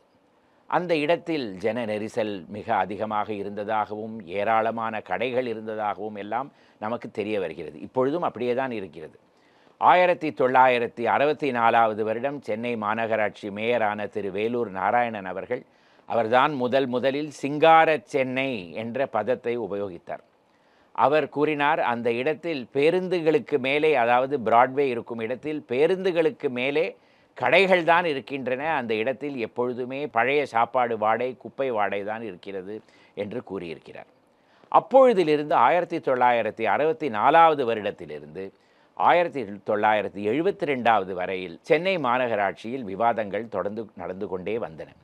கடைசியில் அந்த பிராட்வேயில் ஒரு பேருந்து நிலையம் கட்ட வேண்டும் என்ற ஒரு முடிவுக்கு அப்பொழுது உருவாக்கப்பட்ட MMDA, அதாவது மெட்ராஸ் மெட்ரோபாலிட்டன் டெவலப்மெண்ட் அத்தாரிட்டி, இப்பொழுது நாம் அதை CMDA என்று கூறுகிறோம், அவர்கள் அந்த இடத்தை எடுத்துக்கொண்டு அந்த இடத்தில் ஒரு பஸ் டெர்மினஸை கட்டினார்கள். அதுதான் பிராட்வே பஸ் டெர்மினஸ். அந்த பிராட்வே பஸ் டெர்மினஸ் நாளடைவில் அதற்கு விரிவாக்கம் தேவைப்பட்ட உடனே அதற்கு பின்புறத்தில் இருந்த மெட்ராஸ் யுனைடெட் கிரிக்கெட் கிளப் என்கிற ஒரு சமூகத்திலிருந்து அதோடைய நிலங்கள் எல்லாம் எடுத்து கொள்ளப்பட்டு அந்த இடத்தில் அந்த பிராட்வே பஸ் ஸ்டாண்ட் விரிவாக்கம் அடைந்தது. ஆனாலும் ஜன நெரிசல் கூட்டம் எல்லாம் அப்படியே தான் இருந்தது, அது மாறவே இல்லை. அந்த எஸ்பிளனேடில் இருந்த அந்த நாட்டுப்புற பஸ் சர்வீஸ், அதாவது மொஃபிசில் பஸ் ஸ்டாண்ட், ஒரு காலத்தில் அந்த திருவனந்தபுர மகாராஜாவுடைய பூங்காவையே முழுங்கிவிட்டது. அந்த இடத்தில் அது ஒரு பெரிய பஸ் டெர்மினஸாக வந்து அந்த மகாராஜாவோட சிலை மட்டும் அனாதையாக அந்த இடத்தில் இருந்து பிறகு அவரும் அந்த இடத்திலிருந்து மாற்றப்பட்டு இப்பொழுது அடையாறில் அனந்த பத்மநாப சுவாமி கோவில் ஓரத்தில் இப்பொழுது அந்த சிலை இருக்கிறது. 1994 வருடம் இந்த பல்லவன் போக்குவரத்து கழகம் இரண்டாக பிரிக்கப்பட்டது. வட சென்னைக்கு பல்லவன் போக்குவரத்து கழகமும் அதே போல தென் சென்னைக்கு டாக்டர் அம்பேத்கர் போக்குவரத்து கழகமும் உருவாக்கப்பட்டது. இது இரண்டுமே மறுபடியும் 2001 ஆண்டு ஒன்றாக இணைக்கப்பட்டு மெட்ரோபாலிட்டன் டிரான்ஸ்போர்ட் கார்ப்பரேஷன், அதாவது மாநகர போக்குவரத்து கழகம் என்ற ஒரு புது பெயரில் செயல்பட ஆரம்பித்தது. இந்த போக்குவரத்து கழகத்துடைய தலைமைச் செயலகம் டிரான்ஸ்போர்ட் ஹவுஸ் என்று நான் கூறினேன் இல்லையா? 1972 வருடம் பல்லவன் போக்குவரத்து கழகம் வந்த உடனே அந்த கட்டிடத்திற்கு பல்லவன் ஹவுஸ் என்று பெயர் மாற்றப்பட்டது. அதே போல அது இருந்த பேண்ட் பிராக்டிஸ் சாலைக்கு பல்லவன் சாலை என்றும் பெயர் கொடுக்கப்பட்டது. இப்பொழுதும் அதே பெயர்தான் இருக்கிறது. இப்படியெல்லாம் வளர்ந்தது நம் சென்னையின் bus terminus, Broadway bus terminus. அடிக்கடி அரசிலிருந்து ஏதாவது ஒரு அறிக்கை புதுசாக வந்து கொண்டே இருக்கும். அந்த இடத்தில் ஒரு மல்டி லெவல் பார்க்கிங் லாட் கட்ட வேண்டும், அந்த இடத்தை மாடர்னைஸ் செய்ய வேண்டும் என்றெல்லாம். ஆனால் ஒன்றுமே முடிவுக்கு வந்ததாக தெரியவே இல்லை. ஆனால் இப்பொழுது அந்த இடத்தில் சுமார் 300 கோடி செலவில் அடுக்குமாடி கட்டடம் கட்டப்படுவதாக ஒரு முடிவுக்கு வந்திருக்கிறது சென்னை மாநகராட்சி. அதை கட்டும் பொழுது அந்த இடத்தில் இருக்கும் பிராட்வே பஸ் நிறுத்தம் தீவுத்திடலுக்கு மாற்றப்படும் என்றும் கூறுகிறது. இந்த பிராட்வே பஸ் டெர்மினஸுக்கு அருகே ஒரு கட்டிடம், அதற்கு குறளகம் என்று பெயர். இந்த குறளகம் 1960களில் தமிழ்நாடு அரசுடைய காதி மற்றும் கிராம தொழில் நிறுவனத்துடைய தலைமைச் செயலகமாக கட்டப்பட்டது. 1962 வருடம் திருமதி சௌந்தரம் ராமச்சந்திரன் அவர்களால் அடிக்கல் நாட்டப்பட்டு 1968 வருடம் பொங்கல் தினத்தன்று அறிஞர் அண்ணாதுரை அவர்களால் திறந்து வைக்கப்பட்ட கட்டிடம். மிக அழகான அரசால் கட்டப்பட்ட ஒரு மிக அழகான 5 மாடி கட்டடம். அந்த காலத்தில் 70 லட்சம் செலவில் கட்டப்பட்டது. சென்னைங்கிற நகரத்துக்கு சில சின்னங்கள்லாம் உண்டு. உதாரணத்துக்கு சென்ட்ரல் ஸ்டேஷன், அதற்கு பிறகு எக்மோர் ஸ்டேஷன், அதே போல் எல்ஐசி கட்டடம். இந்த எல்ஐசி கட்டிடத்தோட வரலாறு என்ன அப்படிங்கிறது தான் இந்த வாரம் நம்ம பார்க்க போகிறோம். 54 மீட்டர் உயரம், அதாவது 177 அடி. அது இருக்கிற நிலம் வந்து 51 கிரவுண்டு, அதாவது சுமார் 3 ஏக்கர் பரப்பளவில் இருக்கிற ஒரு கட்டடம். கட்டடத்துக்கு 14 மாடிகள். இந்த மொத்தம் அந்த கட்டிடத்துக்கு உள்ளே இருக்கிற அலுவலகத்துக்காக இருக்கிற பரப்பளவு வந்து 1,26,000 சதுர அடி. சென்னையில் இந்த மாதிரி ஒரு கட்டடம் அதற்கு முன்னாடி யாருமே கட்டினதே கிடையாது. எல்லாருமே இந்த கட்டடத்துக்கு வந்து எல்ஐசி பில்டிங் அப்படின்னு தான் சொல்லுவாங்க. அதாவது லைஃப் இன்சூரன்ஸ் கார்ப்பரேஷனோட கட்டடம். பார்க்க போனால் இந்த கட்டடத்துக்கு யுனைடெட் இந்தியா இன்சூரன்ஸ் பில்டிங் அப்படின்னு தான் பேர் இருந்திருக்கணும். அது என்னது, யுனைடெட் இந்தியா இன்சூரன்ஸுக்கும் இந்த கட்டடத்துக்கும் என்ன சம்பந்தம் அப்படின்னு நீங்கள் யோசனை பண்ணுறீங்களா? அதுதான் வரலாறு அப்படிங்கிறது. 18வது 19வது நூற்றாண்டுகள்லாம் ஆயுள் காப்பீடு, அதாவது லைஃப் இன்சூரன்ஸ் அப்படிங்கிறது கிடையவே கிடையாது. இந்தியர்களுக்கு கிடையாது, ஆங்கிலேயர்களுக்கு உண்டு. ஆங்கிலேயர்கள் வந்து அவங்களுக்காகவே தனியாக ஆயுள் காப்பீடு சங்கங்களெல்லாம் ஆரம்பித்து வைத்து, அதே போல் தனியார் துறை நிறுவனங்களெல்லாம் ஆரம்பித்து அவங்களுக்கு வந்து ஆயுள் காப்பீடு செஞ்சு வந்துட்டு இருந்தாங்க. ஆனால் அந்த கம்பெனியோட விளம்பரங்கள்லாம் பார்த்தீங்கன்னா இந்தியர்களுடைய ஆயுள் வந்து காப்பீடு செய்யப்படாது அப்படின்னு எழுதியிருக்கும். ஏன்னா நம்மளை போல் மக்களுக்கெல்லாம் வந்து ஒரு இம்பார்ட்டன்ஸ் கிடையாது. நம்மளோட ஆயுளை வந்து அவங்க எதுக்காக வந்து இன்சூரன்ஸ் கொடுக்கணும் அப்படி அவங்களுக்கு ஒரு அபிப்பிராயம். இப்போ சமீப காலத்தில் இங்கிலாந்து ராணி செத்து போனாங்க. எல்லாம் இந்தியர்கள்லாம் ஒரே துக்கம் கொண்டாடினாங்க. அதுக்கு அதை பார்க்கறச்சே எல்லாருமே வரலாறு மறந்துட்டாங்களா அப்படின்னு நமக்கு சில சமயம் தோன்றுறது. ஏன்னா இந்த ஆங்கிலேயர்கள் இங்கே இருந்த பொழுது எப்படியெல்லாம் வந்து அவங்க வந்து நம்மளை வந்து ஒரு கீழ்த்தரமான மக்கள் அப்படிங்கிறத எப்படி பார்த்துருக்காங்கங்கிறத நம்ம எல்லாருமே மறந்துட்டோம். அதில் ஒரு உதாரணம் வந்து இந்த ஆயுள் காப்பீடு. இந்தியர்களுக்கு ஆயுள் காப்பீடு கிடையாது. 1906 வருடம் ஆர்பத் நாட் அண்ட் கம்பெனி அப்படிங்கிற ஒரு பெரிய ஆங்கிலேய வங்கி சென்னையில் வந்து சரிவடைந்து மூடப்பட்டது, திவாலாகிவிட்டது. அதில் லட்சக்கணக்கான மக்களோட சேமிப்பு எல்லாம் வந்து அதோட காணாமல் போய்விட்டது. அப்போ தான் முதல்ல இந்தியர்கள் வந்து நமக்கே வந்து ஒரு வங்கி ஆரம்பித்தா என்ன அப்படின்னு சொல்லி இந்தியன் பேங்க் அப்படிங்கிற வங்கியை ஆரம்பித்தாங்க. அதே போல் அதே காலகட்டத்தில் ஸ்வதேசி இயக்கம்னு ஒன்று ஆரம்பித்தது. வ.உ. சிதம்பரனார், சுப்பிரமணிய பாரதி இவங்கெல்லாம் ஆரம்பித்து வைத்தது. அதாவது ஏன் சொந்தமாகவே இந்தியர்கள் வந்து தொழிற்பேட்டைகள், தொழிற்சாலைகள் எல்லாம் ஆரம்பிக்கக்கூடாது அப்படின்னு ஒரு கேள்வி எழும்பியது. அப்போ முதல்ல இந்தியர்கள் ஏன் வந்து ஆயுள் காப்பீடு நிறுவனங்களும் ஆரம்பிக்கக்கூடாது அப்படின்னு ஒரு கேள்வி வந்தது. இந்தியா பூரா பல இடத்துல வந்து லைஃப் இன்சூரன்ஸ் கம்பெனிகள் இந்தியர்களை ஆரம்பித்தாங்க. அந்த பேர் எல்லாமே ரொம்ப சுவாரஸ்யமாக இருக்கும். அவங்க வந்து எந்த நோக்கத்தோடு அந்த கம்பெனிகள்லாம் ஆரம்பித்தாங்க அப்படிங்கிறது நமக்கு உடனே தெரிய வரும். உதாரணத்துக்கு Bharat insurance, new India insurance, United India insurance, இதெல்லாம் வந்து அவங்க இந்தியாவுக்காக ஒரு கனவை வச்சு அவங்க அந்த மாதிரி பேர் வச்சுருக்காங்க அப்படிங்கிறது நமக்கு அதுலேருந்து தெரிய வருது. இந்தியர்களும் அதுலேருந்து வந்து லைஃப் இன்சூரன்ஸ் அவங்க எல்லாரும் தன்னுடைய வாழ்க்கையை வந்து பாதுகாக்க ஆரம்பித்தாங்க பணம் கட்டி. இதில் இதே போல் 1906 வருடம் ஆரம்பிக்கப்பட்ட ஒரு நிறுவனம் தான் நம்மளுடைய யுனைடெட் இந்தியா இன்சூரன்ஸ். லிங்கம் பிரதர்ஸ் அப்படின்னு 2 சகோதரர்கள் ஆரம்பித்த கம்பெனி. மிக குறைந்த நாட்கள்லேயே வந்து விரஜேந்திர ராவ் அப்படின்னு ஒரு இயக்குனருக்கு அடியில் வந்து அந்த கம்பெனி வந்து அவர் தான் அந்த கம்பெனியை வளர்த்தார். அவர் 1915 வருடம் ஒரு சிறிய வயசுலேயே காலமாகிவிட்டதுனால அப்போது திருவனந்தபுரத்தில் இருந்த அரசரோட திவான், அதாவது பிரதம மந்திரியாக இருந்த கிருஷ்ணசுவாமி ராவ் அப்படிங்கிறவர் வந்து ஓய்வு பெற்று அதற்கு பிறகு சென்னைக்கு வந்து இந்த கம்பெனியோட இயக்குனராக இருந்து இந்த கம்பெனியை அவர் வளர்த்தார்.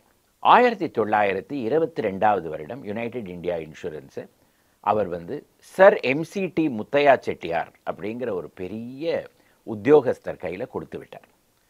எம்சிடி முத்தையா செட்டியார் அதற்கு பிறகு 1929 வருடத்திலேருந்து அவருடைய மகன் எம்சிடி சிதம்பரம் செட்டியார், இவங்க 2 பேருடைய கைகளில் தான் இந்த கம்பெனி ஒரு பெரிய கம்பெனியாக வளர்ந்தது. சுதந்திர இந்தியா 1947 வருடம் இந்தியா சுதந்திரம் அடைகிற காலத்தில் 25 கோடிக்கு மதிப்புள்ள இன்சூரன்ஸ் பாலிசிஸ் இந்த கம்பெனியில் இருந்தது. இப்போ அதோட அதுக்கு என்ன வேல்யூ இப்போ இருக்கும் அப்படிங்கிறத நீங்கள் உங்களோட மனசுலேயே நீங்கள் இமேஜின் பண்ணி பார்க்கலாம். அந்த அளவுக்கு இந்த கம்பெனி தென்னிந்தியாவிலேயே மிகப்பெரிய ஒரு இன்சூரன்ஸ் கம்பெனியாக வளர்ந்தது. இன்சூரன்ஸ் கம்பெனிகள் எல்லாருமே என்ன பண்ணுவாங்க, அவங்க வந்து மக்களுடைய பணத்தை வந்து அவங்க வந்து பாதுகாக்கிறாங்க இல்லையா, அதை வந்து பங்கு மார்க்கெட்லலாம் போட்டு அவங்க வந்து லாபம் சம்பாதிக்க முடியாது. அதனால நிலம் வாங்கி அதில் வந்து கட்டடம் கட்டி அப்படி தான் அவங்க வந்து இன்வெஸ்ட் பண்ணுவாங்க அவங்களோட பணத்தை. இந்த ஆயுள் காப்பீடில் வர பணத்தை எல்லாமே முதலீடு பண்ணுறது வந்து எதில் போடுவாங்க அப்படின்னு நீங்கள் பார்த்தீங்கன்னா ரியல் எஸ்டேட்டில் தான் போடுவாங்க. அந்த மாதிரி வளர்ந்த சில காலனிஸ் எல்லாம் சென்னையில் இப்போ கூட இருக்குது. ஃபார் இன்ஸ்டன்ஸ் நீங்கள் பிருத்வி அவென்யூன்னு ஒரு இடம் இருக்குது.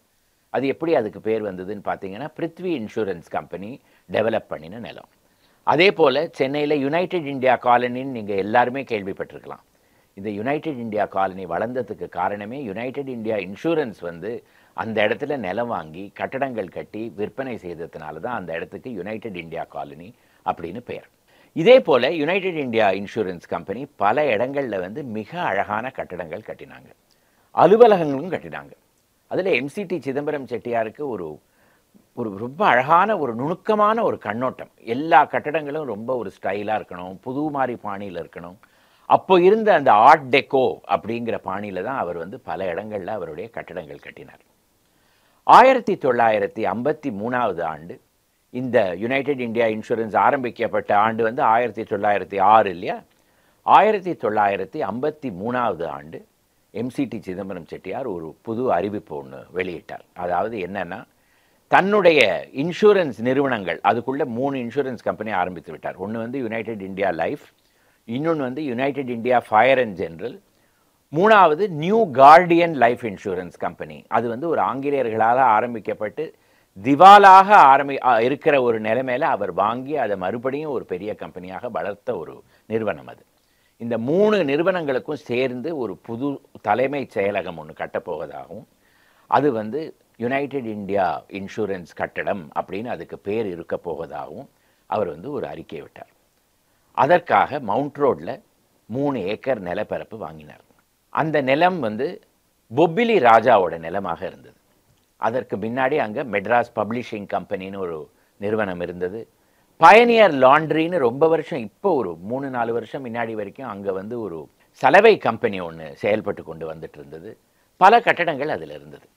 அங்கே தான் இந்த கட்டடம் கட்டப்போவதாக அவர் வந்து அறிக்கையிட்டார்.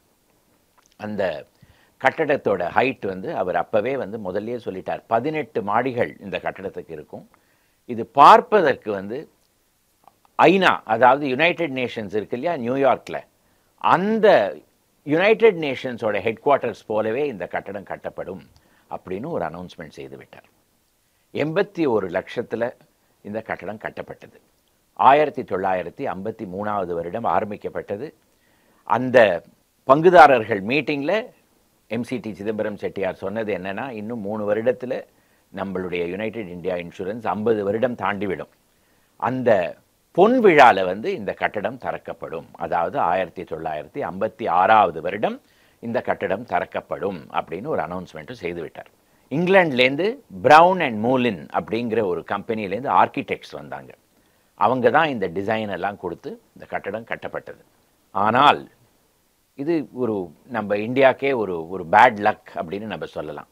1954 வருடம் இந்த கட்டடம் கட்ட ஆரம்பித்த பிறகு ஒரே ஒரு வருட காலத்தில் எம்சிடி சிதம்பரம் செட்டியார் சிங்கப்பூரில் ஒரு விமான விபத்தில் இறந்து விட்டார்.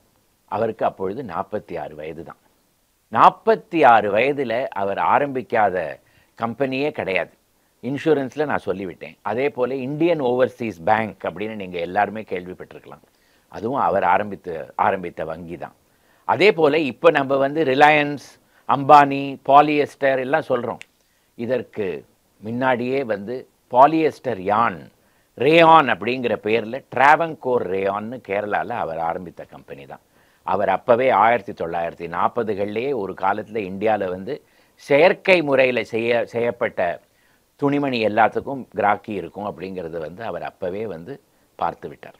ஸோ இந்த மாதிரி பல கம்பெனிகள் ஆரம்பித்தவர் 46 வயதிலேயே. இப்போ நம்ம வந்து பில் கேட்ஸ், ஸ்டீவ் ஜாப்ஸ் அப்படின்லாம் கொண்டாடுறோம். இவங்கெல்லாம் இந்தியாவிலேயே இருந்த பில் கேட்ஸ், ஸ்டீவ் ஜாப்ஸ் 46 வயதிலேயே ஒரு விமான விபத்தில் இறந்து விடுகிறார். இந்த கட்டடம் ஆனால் கட்டப்படுறது. ஆனால் இந்திய கவர்மெண்ட் 1956 வருடம் எல்லா இன்சூரன்ஸ் கம்பெனியையுமே எடுத்துக்கொண்டு தேசியமயமாக ஆக்கிவிட்டது. அதாவது நேஷனலைசேஷன் அப்படிங்கிற ஒரு புது பாலிசியை கொண்டு வந்து எல்லா தனியார் துறை நிறுவனங்களாக இருந்த இந்த இன்சூரன்ஸ் கம்பெனி எல்லாத்தையுமே எடுத்துக்கொண்டு லைஃப் இன்சூரன்ஸ் கார்பரேஷன் அப்படின்னு ஒரு புது கம்பெனியை ஆரம்பித்து விட்டது. அந்த லைஃப் இன்சூரன்ஸ் கார்பரேஷனுக்கு அடியில் இந்த கட்டடம் வந்து விட்டது. உடனே அந்த ஆங்கிலேய ஆர்கிடெக்ட்ஸ் 2 பேர் இருந்தாங்க இல்லையா, அந்த பிரவுன் அண்ட் மூலின், அவங்க வந்து இதற்கு மேலே எங்களால் வேலை செய்ய முடியாது, இந்த ஒரு அரசாங்க நிறுவனத்தோடு எங்களால் வேலை செய்ய முடியாது அப்படின்னு சொல்லி அவங்க ராஜினாமா செஞ்சு திரும்பி போய்விட்டாங்க. அப்போது சென்னையில் எல்எம் சித்தலேன்னு ஒரு பிரபல ஆர்கிடெக்ட் இருந்தார், கட்டுமான கலை நிபுணர். அவர் தான் இந்த கட்டடத்தை எடுத்து முடித்தார். 18 மாடிகள் கட்ட வேண்டி இருந்தது அப்படிங்கிறது தான் எம்சிடி சிதம்பரம் செட்டியாரோட கனவு. ஆனால் அரசாங்கம் வந்து 14 மாடிகள் தான் கட்ட வேண்டும் அப்படின்னு அந்த 4 மாடியை குறைத்து விட்டது. அதில் 2 மாடி நீங்கள் பார்த்தீங்கன்னா பூமிக்கு அடியில் இருக்குது, 12 மாடிகள் தான் மேலே இருக்குது. ஃபுல்லாக ஏர் கண்டிஷன் செய்யப்பட்ட ஒரு கட்டடம். அப்போவே இதுக்கு வந்து ஏ ஸ்ரீவத்சன் அப்படின்னு ஹிந்துவில் ஒரு கட்டுரை எழுதியிருந்தார் சில வருஷங்கள் முன்னாடி. அதில் அவர் என்ன எழுதியிருந்தார்னா, 1000 டன் ஸ்டீல் தேவைப்பட்டது இந்த கட்டடத்துக்கு, 3000 டன் சிமெண்ட் தேவைப்பட்டது இந்த கட்டடம் கட்டி முடிக்கிறதுக்கு. இந்த கட்டடம் எப்படி நின்றுட்டு இருக்குன்னு நீங்கள் பார்த்தீங்கன்னா, இதுக்கு அடியில் 56 சிமெண்ட் தூண், அந்த தூணுக்கு மேலே தான் இந்த கட்டடம் நின்றுட்டுருக்கு. அப்பேற்பட்ட ஒரு எல்ஐசி கட்டடம். யுனைடெட் இந்தியா இன்சூரன்ஸ்னு ஆரம்பிக்கப்பட்டு கடைசியில் எல்ஐசி பில்டிங் அப்படின்னு முடிவடைந்தது. 2 வருடங்களுக்கு இந்தியாவிலேயே மிக உயரமான கட்டடமாகவும் இருந்தது. அதற்கு பிறகு பாம்பேயில் இன்னொரு கட்டடம் வந்து விட்டது. அது இதற்கு மேலே ஒரு பெரிய கட்டடமாக வளர்ந்து விட்டது.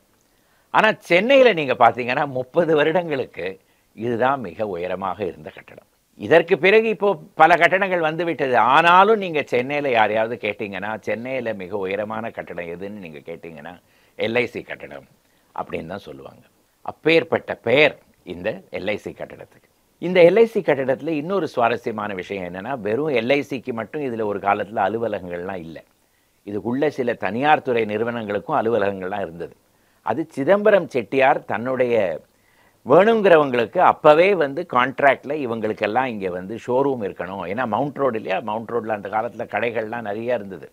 அப்போது V Perumal Chetty and sons, Ummidi Bangaru Chetty, இவங்க எல்லாருக்கும் வந்து அங்கே ஷோரூம்ஸ் இருந்தது. நாளடைவில் அந்த கான்ட்ராக்ட் முடிவடைந்த உடனே அவங்க எல்லாரும் அங்கேருந்து காலி செஞ்சுட்டு போய்விட்டாங்க. இப்போ அந்த கட்டடம் வெறும் எல்ஐசி கட்டடமாகவே இருக்கிறது. 1975 ஒரு பெரிய தீ விபத்து நடந்தது இந்த கட்டடத்தில். ஒரு நாள் பூரா அந்த தீயை வந்து அணைக்கிறதுல வந்து தீப்படை வந்து வேலை செஞ்சாங்க. மயிலாப்பூர்லேருந்து ஒரு 2 மாடி கட்டடத்தில் ஏறி, எனக்கு அப்போது வந்து ஒரு 9 வயசு இருந்திருக்கும். நான் வந்து ஏறி மயிலாப்பூரில் ஒரு 2 மாடி கட்டடத்தில் ஏறி மொட்டை மாடியிலேருந்து பார்த்தா எல்ஐசி பில்டிங் தெரியும். அப்போது அந்த அளவுக்கு மீதி ஒரு கட்டடமே கிடையாது அதை சுற்றி அப்படிங்கிறத நான் எடுத்து சொல்லிட்டு இருக்கேன்.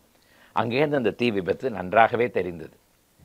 ஆனால் நம்மளுடைய குட் லக், அந்த எல்ஐசி பில்டிங் அந்த தீ விபத்தையும் மீறி வெளியில் வந்தது. இப்போவும் ஒரு பெரிய கட்டடமாக இருக்கிறது. பல கட்டடங்கள் வந்துவிட்டது, இதுக்கும் மேலே உயரமான கட்டடங்கள்லாம் இருக்கின்றன. ஆனால் சென்னைக்கு ஒரு லேண்ட்மார்க், சென்னைக்கு ஒரு சின்னம் அப்படின்னா இந்த எல்ஐசி பில்டிங்கும் ஒன்று தான்.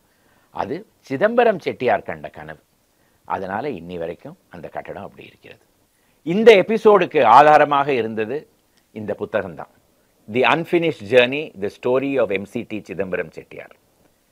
சென்னையுடைய வரலாறுக்கே ஒரு பெரிய ஆசானாக இருந்த திரு எஸ் முத்தையா அவர்கள் தான் இந்த புத்தகத்தை பெரும்பாலும் எழுதினார். ஆனால் இது அவருடைய பெயரில் வெளியில் வரல. இது எம்சிடி சிதம்பரம் செட்டியார் அறக்கட்டளை வந்து இந்த புத்தகத்தை சில வருடங்கள் முன்னாடி வெளியிட்டாங்க. அதில் இந்த எல்ஐசி கட்டடத்தோட வரலாறு பூராகவே இருக்கிறது. நீங்கள் யாராவது அவருடைய வாழ்க்கையை பற்றி தெரிஞ்சுக்கணும் அப்படின்னு ஆசைப்பட்டீங்கன்னா இந்த புத்தகத்தை அவசியம் படிங்க. ஆங்கிலேயர்கள் எந்த பகுதிக்கு, உலகத்தில் எந்த பகுதிக்கு சென்றாலும் அந்த இடத்துலலாம் அவங்களுடைய விளையாட்டையும் எடுத்துக்கொண்டு போயிட்டு இருந்தாங்க. அதில் அவங்கள தொடர்ந்து வந்தது கிரிக்கெட். முதல்ல மദ്രാஸ், அதாவது சென்னை மாநகரத்தில் எப்போ கிரிக்கெட் விளையாடினாங்க, இதற்கு ஏதாவது சான்று இருக்கா அப்படின்னு பார்த்தோன்னா 1792 வருடம் வில்லியம் அண்ட் தாமஸ் டேனியல் 2 பேர், 2 ஓவியர்கள் சென்னைக்கு வந்த பொழுது இங்கே ஒரு கிரிக்கெட் போட்டி நடந்ததை ஒரு ஓவியமாக அவங்க தீட்டியிருக்காங்க. அதுதான் முதல் சான்று, 1792 ஆண்டு. அதற்கு பிறகு 1846 ஆண்டு சென்னையில் இருக்கிற ஆங்கிலேயர்கள் எல்லாம் ஒன்று சேர்ந்து கிரிக்கெட்டுக்காக ஒரு தனிப்படையாக ஒரு கிளப் ஆரம்பிக்க வேண்டும் அப்படிங்கிற முடிவுக்கு வந்தாங்க. அதுதான் மெட்ராஸ் கிரிக்கெட் கிளப். இதை தொடக்கி வைத்தவர் அந்த காலத்தில் சென்னை மாகாணத்து காரியதர்சியாக, சீஃப் செக்ரட்டரியாக இருந்த அலெக்சாண்டர் ஆர்பத்நாட் அவர்கள். ஒரு கிளப்பை ஆரம்பித்து விடலாம், அதற்கு பிறகு ஆனால் அது எங்கே கிரிக்கெட் விளையாடுறது, அதற்கு இடம் தேவைப்படுமே. அதனால் இந்த கிளப் என்ன செய்தது, அரசாங்கத்துக்கு ஒரு மனு வைத்தது. இந்த மாதிரி சென்னை மாநகரத்தில் ஒரு இடத்துல அவங்களுக்கு வந்து ஒரு கிளப் கட்டடம், அதே போல் விளையாடுவதற்கு ஒரு இடம் வேண்டும் அப்படின்னு ஒரு மனுவை கொடுத்தது. 20 வருடங்கள் கழித்து 1866 வருடம் சேப்பாக் அரண்மனைக்கு அருகே ஒரு பகுதி இந்த சென்னை கிரிக்கெட் கிளப்புக்கு கொடுக்கப்பட்டது, மெட்ராஸ் கிரிக்கெட் கிளப்புக்கு கொடுக்கப்பட்டது. அதற்கு பிறகு மெட்ராஸ் கிரிக்கெட் கிளப் அந்த இடத்திலிருந்து செயல்பட ஆரம்பித்தது. அந்த காலத்தில் இருந்த சென்னையில் இருந்த, அதே போல் இந்தியாவில் பல நகரங்களில் இருந்த ஆங்கிலேயர்களோட கிளப் எல்லாமே இந்தியர்களை உள்ள அனுமதிக்காது, ஆங்கிலேயர்களுக்கு மட்டுமே தான் அந்த கிளப். அதே போல தான் மெட்ராஸ் கிரிக்கெட் கிளப்பும் இருந்தது. ஆங்கிலேயர்கள் விடுமுறை நாட்களில் அந்த சேப்பாக்கில் கூடி அவங்க கிரிக்கெட் விளையாடுவாங்க. அதை பார்க்குறதுக்கு ஏராளமான இந்தியர்கள் வந்து அந்த புல் தரையில் உட்கார்ந்து வெளியில், அந்த கிரிக்கெட் கிளப்புக்கு வெளியில் உட்கார்ந்து அதை பார்ப்பாங்க. நாளடைவில் இந்தியர்களுக்கும் இந்த கிரிக்கெட் விளையாடணும் அப்படின்னு ஒரு ஆர்வம் வந்தது. இதே போல் இந்தியாவில் இருக்கிற பல நகரங்கள்லையும் அதே போல் ஒரு ஆர்வம் வந்தது. 1892 வருடத்திலிருந்து சென்னையில் இந்தியர்களும் ஒரு கிரிக்கெட் டீம் வைத்திருந்தாங்க அப்படிங்கிறது நமக்கு தெரிய வருது. ஆனால் அவங்க வந்து இந்த மெட்ராஸ் கிரிக்கெட் கிளப் சேப்பாக்கில் விளையாட முடியாது. அவங்க தனிப்பட்ட முறையில் வேறு எங்கேயாவது மெட்ராஸ் யுனைடெட் கிளப்னு ஒன்று இருந்தது, இன்னும் இருக்கிறது, அந்த இடத்துல விளையாடிட்டு இருந்தாங்க. பிராட்வே பக்கத்தில் விளையாடிட்டு இருந்தாங்க. அதே போல் பல இடங்களில் விளையாடிட்டு இருந்தாங்க. அப்போது புச்சிபாபு நாயுடு அப்படின்னு ஒரு பெரிய தனவந்தர் சென்னையில் இருந்தார்.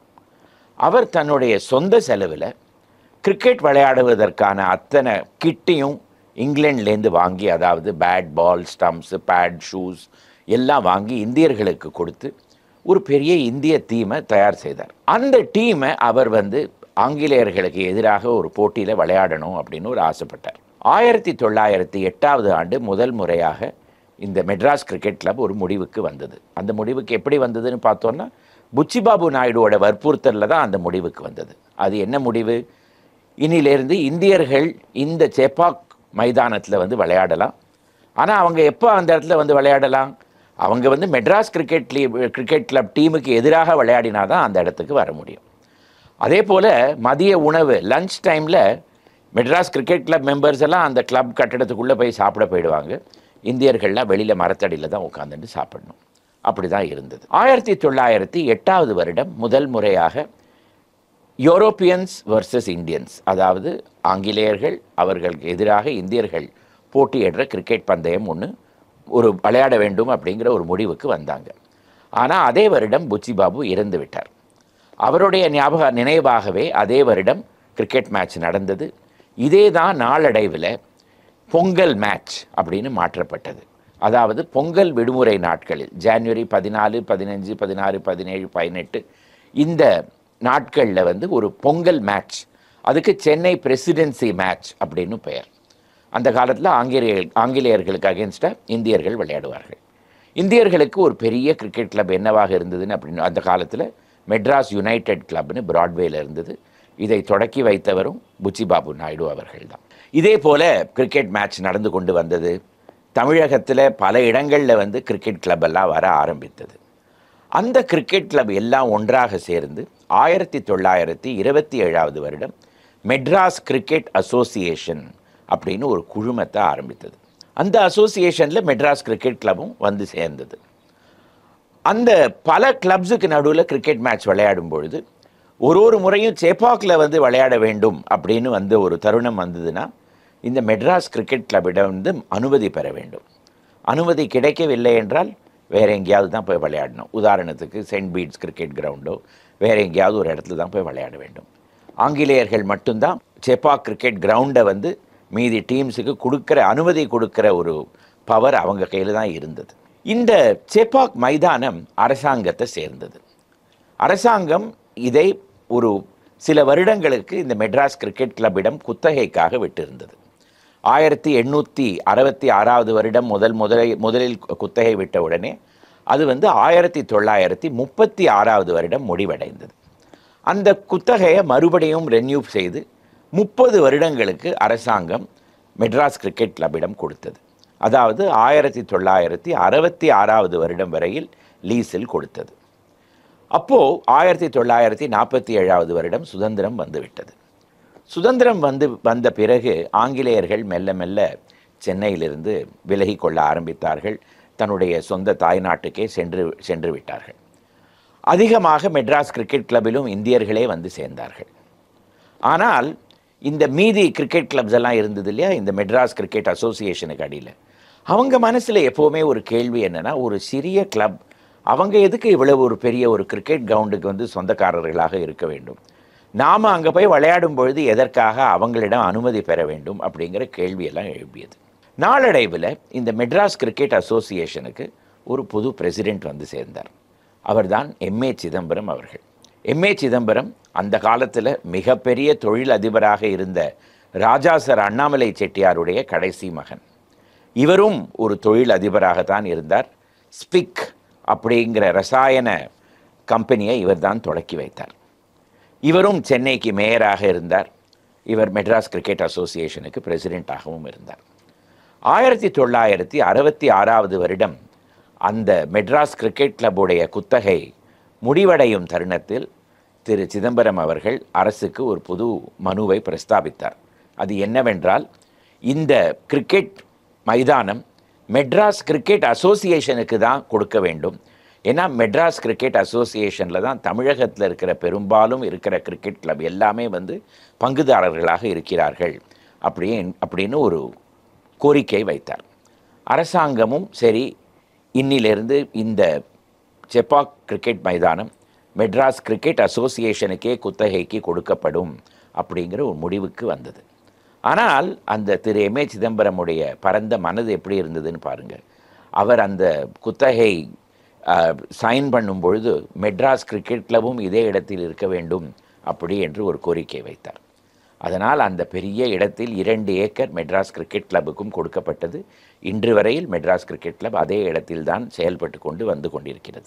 1966 வருடம் மெட்ராஸ் கிரிக்கெட் அசோசியேஷனுக்கு இந்த செப்பாக் மைதானம் குத்தகைக்கு கொடுக்கப்பட்டது. அரசாங்கம் அதில் ஒரு கண்டிஷனும் வைத்திருந்தது. என்னவென்றால் அந்த இடத்தில் ஒரு ஸ்டேடியம் கட்ட வேண்டும் அப்படி என்று.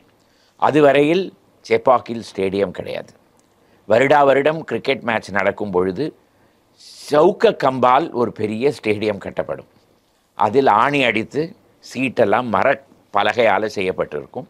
அதில் தான் மக்கள் உட்கார்ந்து கொண்டு கிரிக்கெட் மேட்ச் பார்ப்பார்கள். ஒரு முறையும் ஒரு 6ஓ ஒரு 4ஓ இல்லாட்டா ஒரு விக்கெட் விழுந்தாலோ எல்லோரும் எழுந்து சியர் செய்யும்போது அந்த ஸ்டேடியமே இந்த பக்கத்துலேருந்து அந்த பக்கம் ஆடும். அந்த மாதிரி ஒரு ஸ்டேடியம் இருந்தது. அந்த ஸ்டேடியம் ஒரு பாதுகாப்பான ஒரு ஸ்ட்ரக்சர் கிடையாது. இதில் பலவிதமான விபத்துக்கள் நடக்கலாம் அப்படி என்று அரசாங்கம் பயந்து இந்த இடத்தில் ஒரு ஸ்டேடியம் கட்ட வேண்டும் அப்படிங்கிற ஒரு கண்டிஷனையும் வைத்திருந்தது. இந்த காலத்தில் போல் அந்த காலத்தில் இந்த கிரிக்கெட் அசோசியேஷனுக்கெல்லாம் பணம் சுத்தமாக கிடையாது.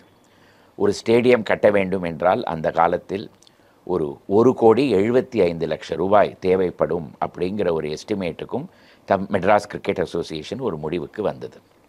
இதற்கு இடையில் 1968 ஆண்டு மெட்ராஸ் ஸ்டேட் அப்படிங்கிற இந்த மாநிலம் தமிழ்நாடு அப்படி என்று பெயர் மாற்றப்பட்ட உடனே இந்த மெட்ராஸ் கிரிக்கெட் அசோசியேஷனும் தமிழ்நாடு கிரிக்கெட் அசோசியேஷன் என்று பெயரை மாற்றிக்கொண்டது. அந்த சமயத்திலும் திரு எம்.ஏ. சிதம்பரம் அவர்கள் தான் பிரசிடெண்ட்டாக இருந்தார். 1,75,00,000 ரூபாய் தேவைப்பட்டது இந்த ஸ்டேடியமை கட்டுவதற்கு. 1000 டன் ஸ்டீல், 7,200 டன் சிமெண்ட் தேவைப்பட்டது. 1971 ஆண்டு பிப்ரவரி மாதம் 8ஆம் தேதி திரு மு. கருணாநிதி அவர்கள், அப்பொழுது அவர் தமிழகத்துக்கு முதலமைச்சராக இருந்தார், அவர்தான் இந்த சேப்பாக் ஸ்டேடியத்திற்கு அடிக்கல் நாட்டினார். அப்போது அரசாங்கத்துடைய சார்பாக 15 லட்சம் ரூபாய் நன்கொடையும் கொடுத்தார். 1,75,00,000 15 லட்சம் வந்துவிட்டது. அதற்கு பிறகு திரு எம்.ஏ. சிதம்பரம் தன்னுடைய சொந்த பணத்திலிருந்து 15 லட்சம் ரூபாய் கொடுத்தார். 30 லட்சம் ரூபாய் வந்துவிட்டது. அதற்கு பிறகு என்ன செய்தார் என்றால், அவர் அதே சமயத்தில் சென்னையுடைய குதிரை பந்தய கிளப், மெட்ராஸ் ரேஸ் கிளப், அதுக்கும் பிரசிடெண்ட்டாக இருந்தார். அவர்களிடமிருந்து ஒரு 5 லட்சம் ரூபாய் வாங்கினார். 35 லட்சம் ரூபாய் வந்துவிட்டது. இதற்கு பாக்கி இருக்கிற 1,40,00,000 ரூபாய்க்கு எங்கே செல்வது? வங்கிகளிடம் இருந்து கடன் வாங்கலாம் அப்படிங்கிற முடிவுக்கு வந்தார்கள். ஆனால் ஒரு கடன் வாங்கினோமானால் ஒரு கேரண்டி கொடுக்க வேண்டுமே. இந்த ஸ்டேடியமோ தமிழ்நாடு கிரிக்கெட் அசோசியேஷனுக்கு சொந்தமான நிலம் கிடையாது, குத்தகைக்கு தான் எடுத்திருக்கிறார்கள் 30 வருடங்களுக்கு. அதனால் இதை ஒரு செக்யூரிட்டியாக கொடுக்க முடியாது. திரு எம்.ஏ. சிதம்பரம் தன்னுடைய பர்சனல் கேரண்டியை கொடுத்தார். அப்படி என்றால் என்ன? தமிழ்நாடு கிரிக்கெட் அசோசியேஷனால் அந்த கடன் பணத்தை திருப்பி கொடுக்க முடியவில்லை என்றால் இவருடைய சொத்தை விற்று அந்த வங்கிகள் அந்த பணத்தை எடுத்துக்கொள்ளலாம் அப்படிங்கிற ஒரு பர்சனல் கேரண்டியை கொடுத்து கடன் வாங்கி 1973 வருடம் பெரும்பாலும் ஸ்டேடியம் கட்டி முடிக்கப்பட்டது. அதற்கு பிறகும் வேலை நடந்து கொண்டே இருந்தது. 1981 ஆண்டு தான் முழுமையாக முடிவடைந்தது. அப்போது இந்த ஸ்டேடியம் திறக்கப்பட்டது. அதற்கு பிறகு சேப்பாக் ஸ்டேடியம் அப்படி என்று மிகவும் பிரபலமாக ஆகிவிட்டது. அந்த சமயத்தில் தமிழ்நாடு கிரிக்கெட் அசோசியேஷன் மெம்பர்ஸ் எல்லாம் சேர்ந்து என்ன சொன்னாங்கன்னா, இந்த ஸ்டேடியத்துக்கு எம்.ஏ. சிதம்பரம் ஸ்டேடியம் அப்படின்னு பேர் வைக்கணும் அப்படின்னு ஒரு முடிவுக்கு வந்தாங்க. ஆனால் திரு எம்.ஏ. சிதம்பரம் அதுக்கு ஒப்புக்கொள்ளவில்லை. 5 வருடங்களுக்கு ஒப்புக்கொள்ளவில்லை. 1981 வருடம் முதலில் இதை பிரஸ்தாபித்தார்கள். 1986 வருடம் வரையில் இவர்களுடைய ஆசை நிறைவேறவே இல்லை.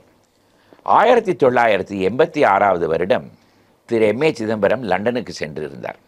இதுதான் டைம் அப்படி என்று சொல்லி இந்த தமிழ்நாடு கிரிக்கெட் அசோசியேஷன் அவசரமாக ஒரு மீட்டிங்கை கூட்டி அவர் இல்லாத பொழுது இந்த ஸ்டேடியத்தை இதற்கு பிறகு M.A. சிதம்பரம் ஸ்டேடியம் என்று தான் பெயர் வைக்க வேண்டும் அப்படிங்கிற ஒரு முடிவுக்கு வந்துவிட்டது.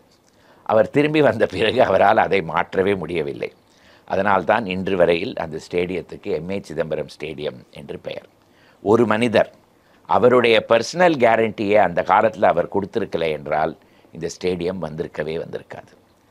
அந்த காலத்து டெக்னாலஜியில் கட்டப்பட்ட அந்த ஸ்டேடியம் சென்னையுடைய சீ பிரீஸ், அதாவது மாலை வேளைகளில் வர இந்த காற்று உள்ளே வர முடியாத அளவுக்கு ஒரு சிமெண்ட் கான்கிரீட் ஸ்டேடியமாக கட்டப்பட்டிருந்தது. அதனால் அந்த இடத்தில் விளையாட்டு வீரர்கள், மக்கள் எல்லோருமே அந்த புழுக்கத்தில் மிகவும் அவதிப்பட்டு கொண்டிருந்தார்கள். அதை மாற்றுவதற்காக 2011 வருடம் இந்த ஸ்டேடியமில் பல மாற்றங்கள் வந்தன. அதற்கு பிறகு இப்பொழுது இது ஒரு மாடர்ன் வேர்ல்ட் கிளாஸ் ஸ்டேடியமாக இருக்கிறது. ஆனால் திரு M.A. சிதம்பரம் அவர் இந்த கனவை நினைவாக்கவில்லை என்றால் இந்த இடத்துல ஒரு ஸ்டேடியமே இருந்திருக்காது. அதனால்தான் இன்று வரையில் அந்த ஸ்டேடியத்துக்கு M.A. சிதம்பரம் ஸ்டேடியம் என்று பெயர். சென்னையுடைய பல அடையாள சின்னங்களில் ஒன்றான அண்ணா மேம்பாலம் பார்த்தோன்னா இது ஒரு சின்ன மேம்பாலம் தான். 1500 அடி நீளம், 48 அடி அகலம், அவ்வளோதான். இதை எதுக்கு கொண்டாடணும்? ஆனால் தென்னிந்தியாவுடைய முதல் மேம்பாலம் இதுதான். இந்தியாவுடைய 3வது மேம்பாலம். இதற்கு முன்னாடி பாம்பேயில் 2 மேம்பாலங்கள் கட்டினாங்க. அதற்கு பிறகு இதுதான் இந்தியாவுடைய 3rd ஃப்ளைஓவர். ஆனால் இப்படி ஒரு மேம்பாலம் கட்டணும் அப்படிங்கிற திட்டம் எப்போ வந்தது? அதுக்கு ஒரு பெரிய கதையே இருக்குது. 1948 வருடம் சென்னை மாநகராட்சி முதல்ல இந்த இடத்துல ஒரு மேம்பாலம் கட்டணும் அப்படின்னு ஒரு முடிவுக்கு வந்தது. அதுவும் எப்படிப்பட்ட மேம்பாலம்? ஜெமினி சர்க்கிளில் ஆரம்பித்து தீவுத்திடல், அதாவது ஐலண்ட் கிரவுண்ட்ஸ், சென்ட்ரல் ஸ்டேஷனுக்கு அருகாமை வரைக்கும் ஒரு பெரிய ஃப்ளைஓவர் கட்டணும் அப்படிங்கிற முடிவு 1948 ஆண்டு எடுத்தது. அது மாதிரி ஒரு ஃப்ளைஓவரை கட்டியிருந்தாங்கன்னா சென்னை எப்படி இருந்திருக்கும் யோஜனை பண்ணி பாருங்கள். ஆனால் எப்போவுமே பணப்பற்றாக்குறை உண்டு. அதனால் அந்த ஐடியா அப்படியே ஓரங்கட்டி வச்சுட்டாங்க. அதற்கு பிறகு 1965 வருடம்தான் மறுபடியும் இந்த இடத்துல ஒரு மேம்பாலம் கட்டினா என்ன அப்படிங்கிற கேள்வி வந்தது. அது எதற்காக வந்தது அப்படின்னு பார்த்தோன்னா, அந்த காலகட்டத்தில் ஒரு ஸ்டடி பண்ணினாங்க தமிழக போலீஸ். இந்த ஜெமினி சர்க்கிளில் காலை வேளையில் 8 மணிலேருந்து 10 மணி வரையில் எவ்வளவு வண்டிகள் போகிறது அப்படிங்கிறத அவங்க பார்த்தாங்க. சுமார் 9000 வண்டிகள் அப்போ போய்கொண்டிருந்தன. எக்கச்சக்க டிராஃபிக் ஜாம் ஆகிக்கொண்டிருந்தது. அந்த காலத்துக்கு டிராஃபிக் ஜாம், இப்போ இருக்கிற டிராஃபிக் ஜாம் எல்லாம் பார்த்தாங்கன்னா அது ஒன்றுமே இல்லை அப்படின்னு தோணிடும். ஆனால் அந்த காலத்தில் அது ஒரு பெரிய டிராஃபிக் ஜாமாக அவங்களுக்கு தோணியது. அதனால் அந்த இடத்துல 1965 வருடம் ஒரு ஃப்ளைஓவர் கட்டலாம் அப்படிங்கிற முடிவுக்கு சென்னை மாநகராட்சி வந்தது. அதற்கு பிறகு 4 வருடங்களுக்கு ஒன்றும் பெரியதாக நடந்ததாக தெரிய வரல. ஆனால் 1969 ஆண்டு இந்த இடத்துல 4வது 5வது வருட திட்டம் அதில் பணம் அலாட் பண்ணி இந்த இடத்துல ஒரு மேம்பாலம் கட்டுவதாக அரசாங்கம் ஒரு அறிக்கை விட்டது. அதற்கு ஒரு டெண்டரும் வெளியிட்டது. நெடுஞ்சாலைத்துறை, ஹைவேஸ் டிபார்ட்மெண்ட் இதற்காக ஒரு டெண்டரும் வெளியிட்டது. அந்த டெண்டரை வென்ற தனியார் துறை நிறுவனம் east cost construction and industries limited 75 லட்சம் ரூபாய் செலவில் இந்த இடத்துல ஒரு மேம்பாலம் கட்டுவதாக திட்டம் அந்த நிறுவனம் கொண்டு வந்தது. இதில் சுவாரஸ்யமான விஷயம் என்னன்னா, 1948 வருடம் சென்னை மாநகராட்சியில் யார் முதல்ல இந்த பிளானை கொண்டு வந்தாங்களோ அவர் திரு மீரான் சாஹிப் அவர்கள். அப்பொழுது அவர் கார்ப்பரேஷனுடைய இன்ஜினியராக பணிபுரிந்து கொண்டு இருந்தார். அதற்கு பிறகு அவர் ஓய்வு பெற்று இந்த East cost construction and Industries கம்பெனியில் டெக்னிக்கல் டைரக்டராக சேர்ந்து வேலை பண்ணி கொண்டிருந்தார்.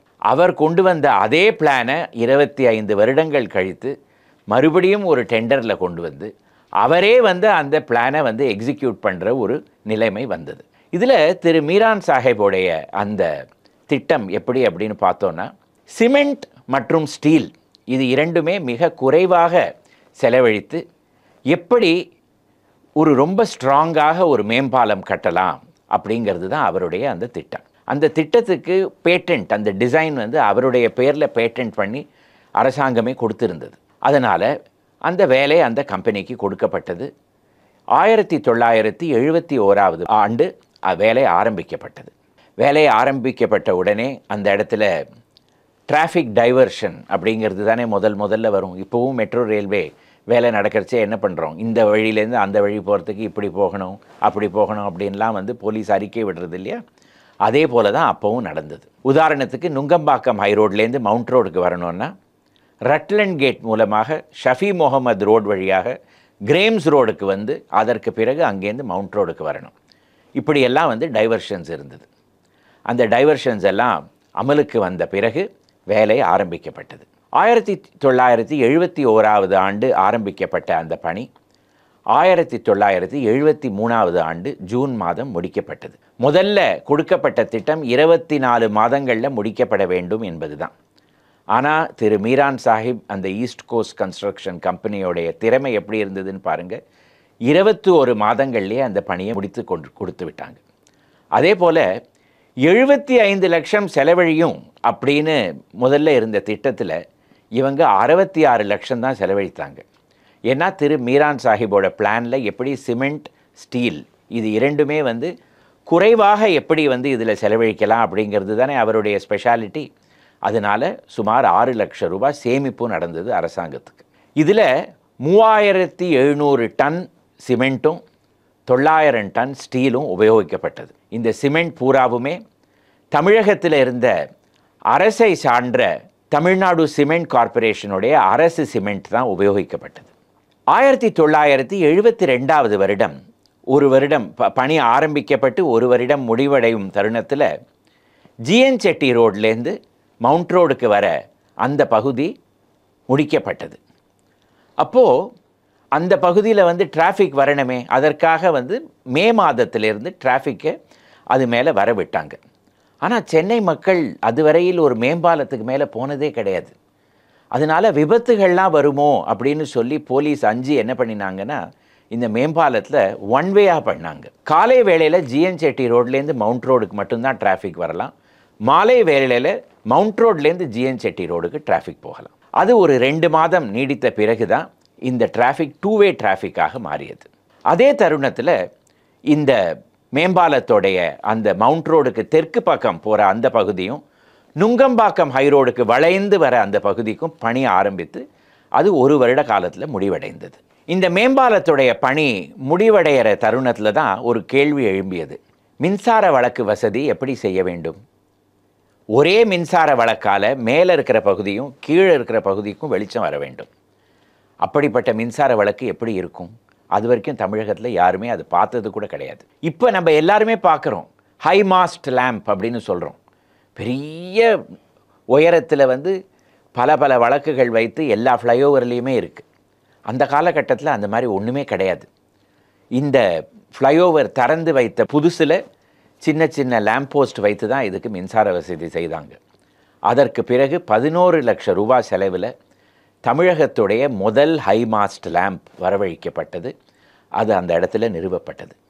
அதே இடத்துல இன்னும் செயல்பட்டு கொண்டே இருக்கிறது. பாருங்கள், முழு மேம்பாலத்துக்கு செலவு 66 லட்சம் தான். ஆனால் ஹை மாஸ்ட் லேம்புக்கு செலவு 11 லட்சம். அது எப்பேற்பட்ட விஷயமாக இருந்திருக்க வேண்டும். அரசாங்கம் இப்போ வந்து டோல் ரோடு அப்படின்லாம் நம்ம சொல்கிறோம். வண்டியை ஓட்டிகிட்டே போகிறோம், ஒரு பூம் பேரியர் வருது, ஃபாஸ்டேகை படிக்கிறது, உடனே அந்த பூம் பேரியர் தூக்கிறது, நம்ம அந்த பக்கம் போயிடுறோம். நம்மளுடைய கட்டணத்திலேருந்து ஒரு பகுதி வந்து அவங்க டிடக்ட் பண்ணிடுறாங்க. அந்த காலத்திலேயே 1971-72 இந்த அண்ணா மேம்பாலத்தை ஒரு டோல் ரோடாக ஆக்கினா என்ன அப்படின்னு அரசு வந்து விசாரணை செய்தது. ஆனால் அதற்கு பிறகு மக்களுக்கு இது பிடிக்காமல் போய்விடுமோ அப்படின்னு சொல்லி அந்த ஐடியா கைவிடப்பட்டது. 1973 வருடம் ஜூன் மாதம் பணி முடிவடைந்த உடனே இதற்கு ஒரு திறப்பு விழாவும் நடந்தது. அது ஜூலை மாதம் 1ஆம் தேதி 1973 வருடம் திரு மு. கருணாநிதி அவர்கள், அவர் தான் தமிழகத்துக்கு முதலமைச்சராக இருந்தார். அவர் வந்து மாலை வேளையில் இந்த மேம்பாலத்தை திறந்து விட்டார். அந்த திறப்பு விழா எங்கே நடந்தது? இப்போ கூட மேம்பாலத்திலேருந்து நீங்கள் நுங்கம்பாக்கம் ஹைரோடுக்கு வரச்சே ஒரு வளைவு வரும். அந்த வளைவுக்குள்ளே நீங்கள் எட்டி பார்த்தீங்கன்னா ஒரு சின்ன பூங்கா இருக்கும். அந்த பூங்காவில் தான் அந்த திறப்பு விழா நடந்தது. அந்த திறப்பு விழா நடக்கும் பொழுது பத்திரிகை நிருபர்கள்லாம் திரு கருணாநிதியிடம் இந்த மேம்பாலத்துக்கு என்ன பெயர் வைக்க போகிறீங்க அப்படின்னு கேட்டாங்க. அவர் உடனே அறிஞர் அண்ணா அப்போ தான் காலமாயிருந்தார். அவருடைய நினைவு சின்னமாக இதுக்கு அண்ணா மேம்பாலம் அப்படின்னு பெயர் வைக்கப்படும் அப்படி என்று கூறினார். இன்றி வரையில் அதற்கு அண்ணா மேம்பாலம் அப்படின்னு தான் அஃபிஷியல் பெயர். ஆனால் தமிழகத்தோட சினிமா பற்று உங்கள் எல்லாருக்குமே தெரியும். அதுக்கு அருகாமையில் இருந்தது ஜெமினி ஸ்டூடியோஸ். அந்த ஸ்டூடியோ மூடி இப்போ சுமார் 50 வருடங்கள் ஆக போகின்றன. ஆனால் இன்று வரையில் நீங்கள் யாரை கேட்டாலும் அதை ஜெமினி சர்க்கிள், ஜெமினி ஃப்ளைஓவர் அப்படின்னு தான் சொல்லுவாங்க. அதே திறப்பு விழாவில் இன்னொரு கேள்வி எழும்பியது. இந்த ஃப்ளைஓவர் பக்கத்தில் ஏதாவது சிலை வைக்க போகிறீங்களா அப்படின்னு. ஏன்னா அதற்கு 2 வருடங்கள் முன்னாடி தான் 2வது உலக தமிழ் மாநாடு நடந்தபொழுது கடற்கரையில் நிறைய சிலைகள் நிறுவப்பட்டது. திரு கருணாநிதி அவர்கள் என்ன கூறினார்கள்னா, இந்த மேம்பாலத்துடைய 2 பகுதியிலையும் 2 பக்கத்துலேயும் குதிரை வீரனோட சிலை வைக்கப்படும் அப்படி என்று கூறினார். அதற்கு என்ன காரணம்? அப்போது தான் தமிழக அரசு தமிழகத்தில் குதிரை பந்தயத்தை ரத்து செய்தது. அதற்கு நினைவு சின்னமாக 2 பக்கமும் குதிரை வீரர்களுடைய சிலை வைக்கப்படும் என்று முதலமைச்சர் கூறினார். அதே போல சிலையும் வைக்கப்பட்டது. நாளடைவில் குதிரை பந்தயம் திரும்பி வந்துவிட்டது. ஆனால் சிலை என்னமோ அங்கே தான் இருக்கிறது. இப்போ சமீப காலத்தில் வாட்ஸ்அப் பல்கலைக்கழகத்தில் ஒரு புது புருடா. அது என்னன்னா, பொன்னியின் செல்வனில் வந்த வந்தியத்தேவனோட சிலை தான் அங்கே வைக்கப்பட்டிருக்கிறது அப்படின்னு சொல்லி. ஆனால் இது முற்றிலும் பொய். அந்த காலத்தில் இந்த மாதிரி ஒரு கதை, இந்த மாதிரி ஒரு விஷயம் ஒரு பத்திரிகையிலையும் வரவும் இல்லை, முதலமைச்சர் அந்த மாதிரி கூறவும் இல்லை. இந்த மேம்பாலம் திறந்து விட்டப்பட்ட உடனே அந்த மாலை 9 மணிக்கு டிராஃபிக் மேலே ஏற ஆரம்பித்து விட்டது. அப்போது 2 பக்கமும் வளைவுகள், சுற்றுக்கள், 1 வே 2 வே இதெல்லாம் இருக்கிறதுனால சென்னையுடைய போலீஸ் கமிஷனரே திரு KR ஷெனாய் அவர்கள் அந்த இடத்துல நின்று அவரே டிராஃபிக்கை டைரக்ட் செய்ததாகவும் நமக்கு தெரிய வருகிறது. இந்த மேம்பாலம் கட்டுற பணி ஆரம்பித்த பொழுது தமிழகத்தில் ஒரே பரபரப்பு. சென்னையில் ஒரு பெரிய மேம்பாலம் கட்ட போகிறாங்களாம் அப்படின்னு சொல்லி. அதனால் 1971வது வருடம் குடியரசு தினம், ரிப்பப்ளிக் டே பரேடில் அட்டவணை அந்த ஃப்ளோட்டெல்லாம் விடுவாங்க இல்லையா, மிக முக்கியமான ஃப்ளோட் இந்த ஃப்ளைஓவரோட ஒரு சின்ன மாடல் தான். அதை பார்க்கறதுக்கு ஏராளமான கூட்டம் கூடியதான். 1973வது வருடம் ஃப்ளைஓவர் திறந்து வைக்கப்பட்டது. அதே வருடம் அக்டோபர் மாதத்தில் திராவிட முன்னேற்ற கழகத்தில் ஒரு பிளவு. அதிலிருந்து விலகி திரு MG ராமச்சந்திரன் அவர்கள் அகில இந்திய அண்ணா திராவிட முன்னேற்ற கழகம் அப்படிங்கிற ஒரு கட்சியை ஆரம்பித்து வைத்தார். அவர் அரசுக்கு வைத்த முதல் விண்ணப்பம் என்னவென்றால், அந்த திறப்பு விழா நடந்த அந்த பூங்கால தந்தை பெரியார் அவர்களுக்கு ஒரு சிலை வைக்க வேண்டும் என்பதுதான். திரு கருணாநிதி அவர்கள் முதலில் இதை மறுத்தார்கள். தந்தை பெரியாருக்கு பெரியார் திடல்ல சிலை வைக்கலாம், வேற எங்கேயாவது வைக்கலாம், இந்த மேம்பாலத்து அருகிலே வைக்க வேண்டாம் அப்படிங்கிற முடிவுக்கு தான் அவர் வந்தார்கள். ஆனால் சில மாதங்கள் கழித்து அவரே மனம் மாறி அந்த இடத்துல தந்தை பெரியாருக்கு இப்போவும் நீங்கள் பார்க்கலாம், அந்த ஃப்ளைஓவருக்கு நடுவில் தந்தை பெரியாருக்கு ஒரு சிலை இருக்கிறது. பல ஆண்டுகள் கழிந்த பிறகு 1981வது ஆண்டு திரு MGR அவர்கள் மறுபடியும் ஒரு அகில உலக தமிழ் மாநாடு மதுரையில் நடத்தினார். அது மதுரை ரேஸ்கோர்ஸ் மைதானத்தில் நடந்தது. அப்போது திரு MGR அவர்கள் இந்த 2 குதிரை வீரர்களுடைய சிலையும் சென்னையிலேருந்து எடுத்துக்கொண்டு போய் மதுரையில் வைக்கலாம் அப்படின்னு ஒரு அறிக்கை விட்டார். அதுவும் பிறகு கைவிடப்பட்டது. அந்த சிலைகள் இன்னும் அப்படியே நின்று கொண்டு தான் இருக்கின்றன.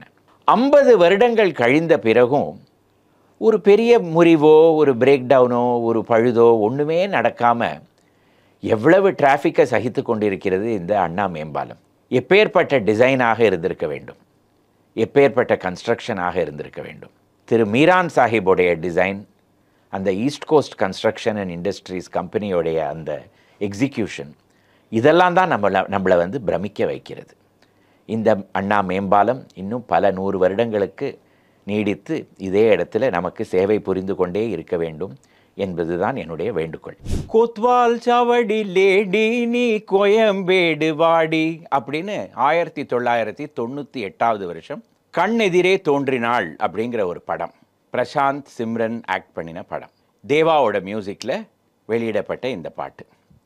இந்த ஒரு லைனில் சென்னையோட காய்கறி மார்க்கெட்டோட முழு வரலாறும் அடங்கியிருக்கு, கோட்வால் சாவடியிலேருந்து கோயம்பேடு வரைக்கும். அது என்ன கதை அப்படிங்கிறது தான் இன்றைக்கி நம்ம பார்க்க போகிறோம். கோத்வால் சாவடி, இந்த பேரே வந்து ஒரு மாதிரி வேடிக்கையாக இருக்குல்ல. இதில் தமிழ் 2 வார்த்தையுமே தமிழ் கிடையாது. கோத்வால் அப்படின்னா ஊரோட பாதுகாப்புக்காக இருக்கிற ஒரு அதிகாரி. இது வந்து ஒரு உருது வார்த்தை கோத்வால். சாவடி அப்படிங்கிறது மராட்டி வார்த்தை. இந்த வார்த்தையில் இது எப்படி இங்கே வந்தது, இந்த மராட்டி வார்த்தை? சாவடினா என்ன அர்த்தம்? ஒரு 4 ரோடு சந்திக்கிற இடத்துக்கு சாவடின்னு பேர். பொதுவாக இருக்கிற ஒரு இடம். அங்கே வந்து வியாபாரம், கடை கண்ணி, மக்கள் பேச்சுவார்த்தைக்காக கூடுற இடம், இது எல்லாமே வந்து இருக்கிற இடமா இருக்கிறது தான் சாவடி அப்படின்னு பேர். இந்த இடம் எப்போவுமே கோத்வாலோட கண்காணிப்பில் தான் இருக்கும். ஏன்னா இங்கே வந்து கைகலப்பு, திருடு இதெல்லாம் நடக்கலாம். அதனால் இந்த இடத்துக்கு கோத்வால் சாவடி அப்படின்னு பேர். இது பல ஊரில் இருக்குது, சென்னையில் மட்டும் கிடையாது. மராட்டியர்கள் எங்கே போனாலும் அங்கே ஒரு கோத்வால் சாவடி இருக்கும். சென்னையில் இருக்கிற கோத்வால் சாவடிக்கு ஒரு ரொம்ப சுவாரஸ்யமான வரலாறு. அது என்ன வரலாறுன்னு பார்த்தோன்னா, 1639 வருடம் ஆங்கிலேயர்கள் இங்கே வந்து அதற்கு பிறகு ஒரு வருடம் கழித்து அவங்களுடைய புனித ஜார்ஜ் கோட்டை அப்படிங்கிற கோட்டையை கட்டினாங்க. அந்த கோட்டைக்கு வடக்கு புறத்தில் ஒரு சின்ன கிராமம், அதுதான் சென்னப்பட்டினம். அதை கருப்பர்கள் பட்டினம் அப்படின்னு அவங்க கூறுவாங்க. ஏன்னா அவங்க வந்து வெள்ளையர்களாக இருந்ததுனால, அவங்க கோட்டையில் இருந்ததுனால அதுக்கு வெளியில் இருக்கிற பகுதிக்கு கருப்பர்கள் பட்டினம். இந்த சென்னப்பட்டினம்ங்கிற கிராமம், அதாவது பழைய கருப்பர்கள் பட்டினம், அது இப்போ இல்லை. அது இருந்த இடத்துல தான் இப்போ ஹைகோர்ட், லா காலேஜ் அதெல்லாம் இருக்குது. அது எப்படி அங்கே வந்ததுங்கிறது தனி வரலாறு, அது அப்புறம் பார்க்கலாம். அந்த பழைய கருப்பர்கள் பட்டணத்துக்கு வடக்கா நீங்கள் பார்த்தீங்கன்னா 2 சின்ன கிராமம், முத்தையால்பேட், பெதநாயக்கன்பேட்டை. இந்த 2 கிராமமும் சேர்ந்து தான் இப்போ ஜார்ஜ் டவுன், அதாவது சென்னை 1 அப்படிங்கிற பின்கோடில் இருக்கிற ஜார்ஜ் டவுன். அந்த காலத்தில் ஆங்கிலேயர்கள் இங்கே வந்த புதுசில் தமிழ் மக்கள், தெலுங்கு மக்கள், குஜராத்திகள், மார்வாடிகள், உருது பேசுகிற இஸ்லாமியர்கள், இவங்க எல்லாருமே வந்து அந்த கருப்பர்கள் பட்டணத்தில் தான் இருந்தாங்க. இவங்க எதுக்காக அங்கே வந்தாங்க? ஒன்று, இராணுவத்தில் வேலை பண்ணுறதுக்கு. ஏன்னா ஆங்கிலேயர்கள் அதிகாரிகளாக இருந்தாலும் இராணுவ படையில் இருந்த வீரர்கள் எல்லாமே தமிழர்களோ தெலுங்கர்களோ அந்த மாதிரி தான். அதே போல் இந்த ஆங்கிலேயர்களுக்கு எடுபடி வேலையெல்லாம் செய்கிறதுக்காக, மொழிபெயர்ப்பாளராக இருக்கிறதுக்காக, பணம் கடனுக்கு கொடுக்கறதுக்காக, இந்த மாதிரி பல விஷயங்களில் வேலை பண்ணுறதுக்காக இந்த தமிழர்கள், தெலுங்கர்கள், அதே போல் இந்த குஜராத்திகள், மார்வாடிகள் இவங்க எல்லாரும் அங்கே வந்து வசிக்க ஆரம்பித்தாங்க. அதனால தான் அந்த இடத்துக்கு இப்போ கூட சாஹுகார்பேட்டை, சவுகார்பேட் அப்படின்னு பேர். ஏன்னா பணம் கொடுக்குற, வட்டிக்கு பணம் கொடுக்குறவருக்கு தான் சாஹுகார் அப்படின்னு பேர். அதனால் அந்த இடத்துக்கு சவுகார்பேட்டை அப்படின்னு பேர். இந்த தொழிலெல்லாம் இருந்த ஒரு பெரிய சமூகம் தெலுங்கு பேசுகிற ஆரிய வைசிய சமூகம். வைசியர்கள்னாலே வந்து அவங்க வியாபாரத்தில் இருந்தவங்க தான் அப்படின்னு நமக்கு தெரியுது. இந்த ஆரிய வைசியர்களுக்கு வந்து கோமிட்டி செட்டி அப்படின்னு ஒரு பேர் உண்டு. இவங்க வந்து ஆங்கிலேயர்களுக்கு ரொம்ப நெருங்கினவங்களாக ஆனதுனால ஆங்கிலேயர்கள் அவங்களுக்கு வந்து பல பதவிகள் கொடுத்தாங்க. சுமார் 18வது நூற்றாண்டோட முதல் பகுதியிலேருந்தே நீங்கள் பார்த்தீங்கன்னா இந்த சென்னையோட பாதுகாப்பு எல்லாமே ஒரு கோத்வாலுக்கு அடியில் வந்தது. அந்த கோத்வால் பெரும்பாலும் தெலுங்கு பேசுகிற இந்த ஆரிய வைசிய சமூகத்தை சேர்ந்தவர் தான். 1703 வருடம் ஒரு பெரிய தோட்டம் இந்த கருப்பர்கள் பட்டணத்தில் கட்டப்பட்டது. அந்த தோட்டத்துக்கு அந்த காலத்தில் 1733, 35லெல்லாம் வந்த சென்னையோட வரைபடங்கள்னு நீங்கள் பார்த்தீங்கன்னா கூரகாய கோமாட்ல தோட்டா அப்படின்னு எழுதியிருக்கும். இது என்னது? தோட்டானா தெலுங்கில் தோட்டம், கோமாட்லனா கோமிட்டி செட்டிகளுக்கு சேர்ந்த தோட்டம், கூரகாயனா காய்கறிகளுக்காக கோமிட்டி செட்டிகள் இடம் எடுத்திருக்கிற தோட்டம் அப்படின்னு பேர். கூரகாய கோமாட்ல தோட்டம். இந்த தோட்டம் வந்து அந்த நகரத்தோட கோத்வாலோட கண்காணிப்பில் இருந்ததுனால இந்த இடத்துக்கு கோத்வால் சாவடி அப்படின்னு பேர் வந்துடுது. 1790 இதுக்கு சுங்கு கிருஷ்ணம்மா செட்டி அப்படின்னு ஒரு துபாஷ்னாலே மொழிபெயர்ப்பாளர், துவிபாஷி, 2 மொழி பேசுகிறவர், அவரும் இந்த சமூகத்தை சேர்ந்தவர் தான். அவருடைய கண்காணிப்பில் இருந்திருக்கு. அப்போது இந்த அரசாங்கம் என்ன பண்ணியிருக்கு, ஆங்கிலேய அரசாங்கம் என்ன பண்ணியிருக்கு, இந்த நிலம் பொது நிலம் அப்படின்னு ஒரு தப்பான அபிப்பிராயத்தில் அதை ஜப்தி பண்ணிடுறாங்க அந்த இடத்த. 10 வருடத்துக்கு இந்த தோட்டம் வந்து கம்பெனியோட அடியில் இருக்குது. ஆனால் இந்த ஆரிய வைசிய சமூக மக்கள் வந்து திரும்பி மனுக்கள் எல்லாம் கொடுத்து அவங்க வந்து இது எங்களுடைய நிலம் அப்படின்னு சொல்லி 1803 வருடம் இந்த நிலம் திரும்பி அவங்களுக்கே கொடுக்கப்படுறது. அதனால அதற்கு பிறகு திரும்பி அரசாங்கம் இந்த இடத்த எடுத்துட்டு இருக்கக்கூடாதே அப்படிங்கிறதுனால அப்போ இந்த சமூகத்துக்கு தலைவராக இருந்தவர் கொல்ல முத்துராம செட்டி. அவர் இதே போல் மறுபடியும் அரசாங்கம் இந்த இடத்த எடுத்துட்டு இருக்கக்கூடாது அப்படிங்கிறதுக்காக என்ன செய்கிறாருன்னா, இந்த ஆரிய வைசிய சமூகத்தோட குல தேவி, அதாவது கன்யகா பரமேஸ்வரிக்கு அந்த இடத்துல ஒரு கோவில் கட்டிடுறார்.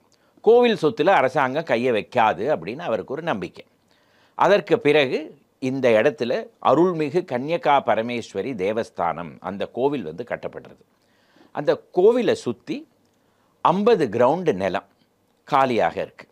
அந்த இடத்துல தான் இந்த கொல்ல முத்துராம செட்டியும் அவருடைய தம்பி கொல்ல சிங்கண்ண செட்டி, இப்போ கூட சிங்கண்ண செட்டி தெருன்னு சென்னையில் இருக்குது, அவங்க 2 பேரும் ஒரு பெரிய அங்காடி, ஒரு காய்கறி மார்க்கெட்டை ஆரம்பிக்கிறாங்க. அதுதான் கோத்வால் சாவடி மார்க்கெட்டோட ஆரம்பம். இந்த 19வது நூற்றாண்டு 20வது நூற்றாண்டுலலாம் இப்போ இருக்கிற மாதிரி கல்யாணத்துக்கோ திருமணத்துக்கோ விசேஷங்களுக்கோ கேட்டரெல்லாம் கிடையாது. அப்போல்லாம் என்ன பண்ணணும், ஏதாவது வீட்டில் ஒரு திருமணம் ஒரு விசேஷம் வந்ததுன்னா காய்கறி எல்லாம் மொத்தமாக போய் இந்த இடத்துல வாங்கி வீட்டில் கொண்டு வந்து சமையல் பண்ணுறவங்க கிட்ட கொடுத்து அவங்க அதற்கு பிறகு தான் வந்து சமையல் பண்ணுவாங்க. எல்லாரும் கோத்வால் சாவடி மார்க்கெட்டுக்கு தான் போவாங்க. இந்த கோத்வால் சாவடி மார்க்கெட் வந்து காலையில் 3 மணிக்கு நீங்கள் போனீங்கன்னா ஒரே பரபரப்பாக இருக்கும். அங்கே ஒரு பக்கம் லாரியாக வந்துட்டுருக்கும், ஒரு பக்கம் காய்கறியாக வந்துட்டுருக்கும், ஒரு பக்கம் வாங்குறவங்கெல்லாம் வருவாங்க, விற்பனை பண்ணுறவங்க வருவாங்க, எல்லாரும் அங்கே இருப்பாங்க. அந்த 50 கிரவுண்ட் நிலத்தில் நீங்கள் பார்த்தீங்கன்னா ஒரு 20,000-30,000 பேர் மினிமம் இருப்பாங்க at any point of time. ஒரு 11 மணிக்கு எல்லாம் ஒரு குவாய்ட்டாக போயிடும். அதுக்கு மேலே அங்கே ஒன்றுமே நடக்காது.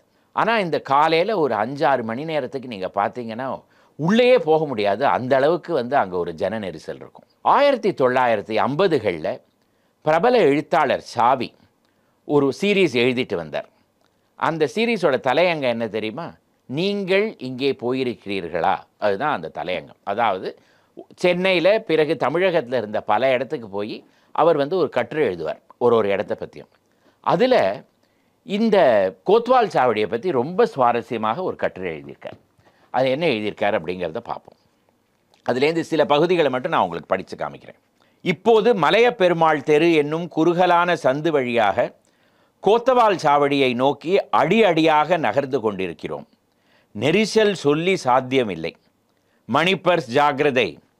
சக்திவேல், ராஜேஸ்வரன், மனோகரன், தயாநிதி, குமரன் இவர்கள் 5வரும் நாம் முன்னேற முடியாமல் தெருவை அடைத்து கொண்டு நிற்கிறார்கள். யாரோ என்று யோசிக்காதீர்கள், லாரிகளின் பெயர்கள். வெங்காய சருகு, வாழை இலை சருகு, பச்சை வாழை பட்டை, மலை வாழை பழத்தோல், அழுகின தக்காளி, தேங்காய் மட்டை, வைக்கோல் இவ்வளவும் மழை தண்ணீரில் நனைந்து கருப்பு மண்ணுடன் கலந்து அடிபட்டு மிதிப்பட்டு சதசதவென்று அடாடா அந்த கோரத்தை என்ன சொல்ல.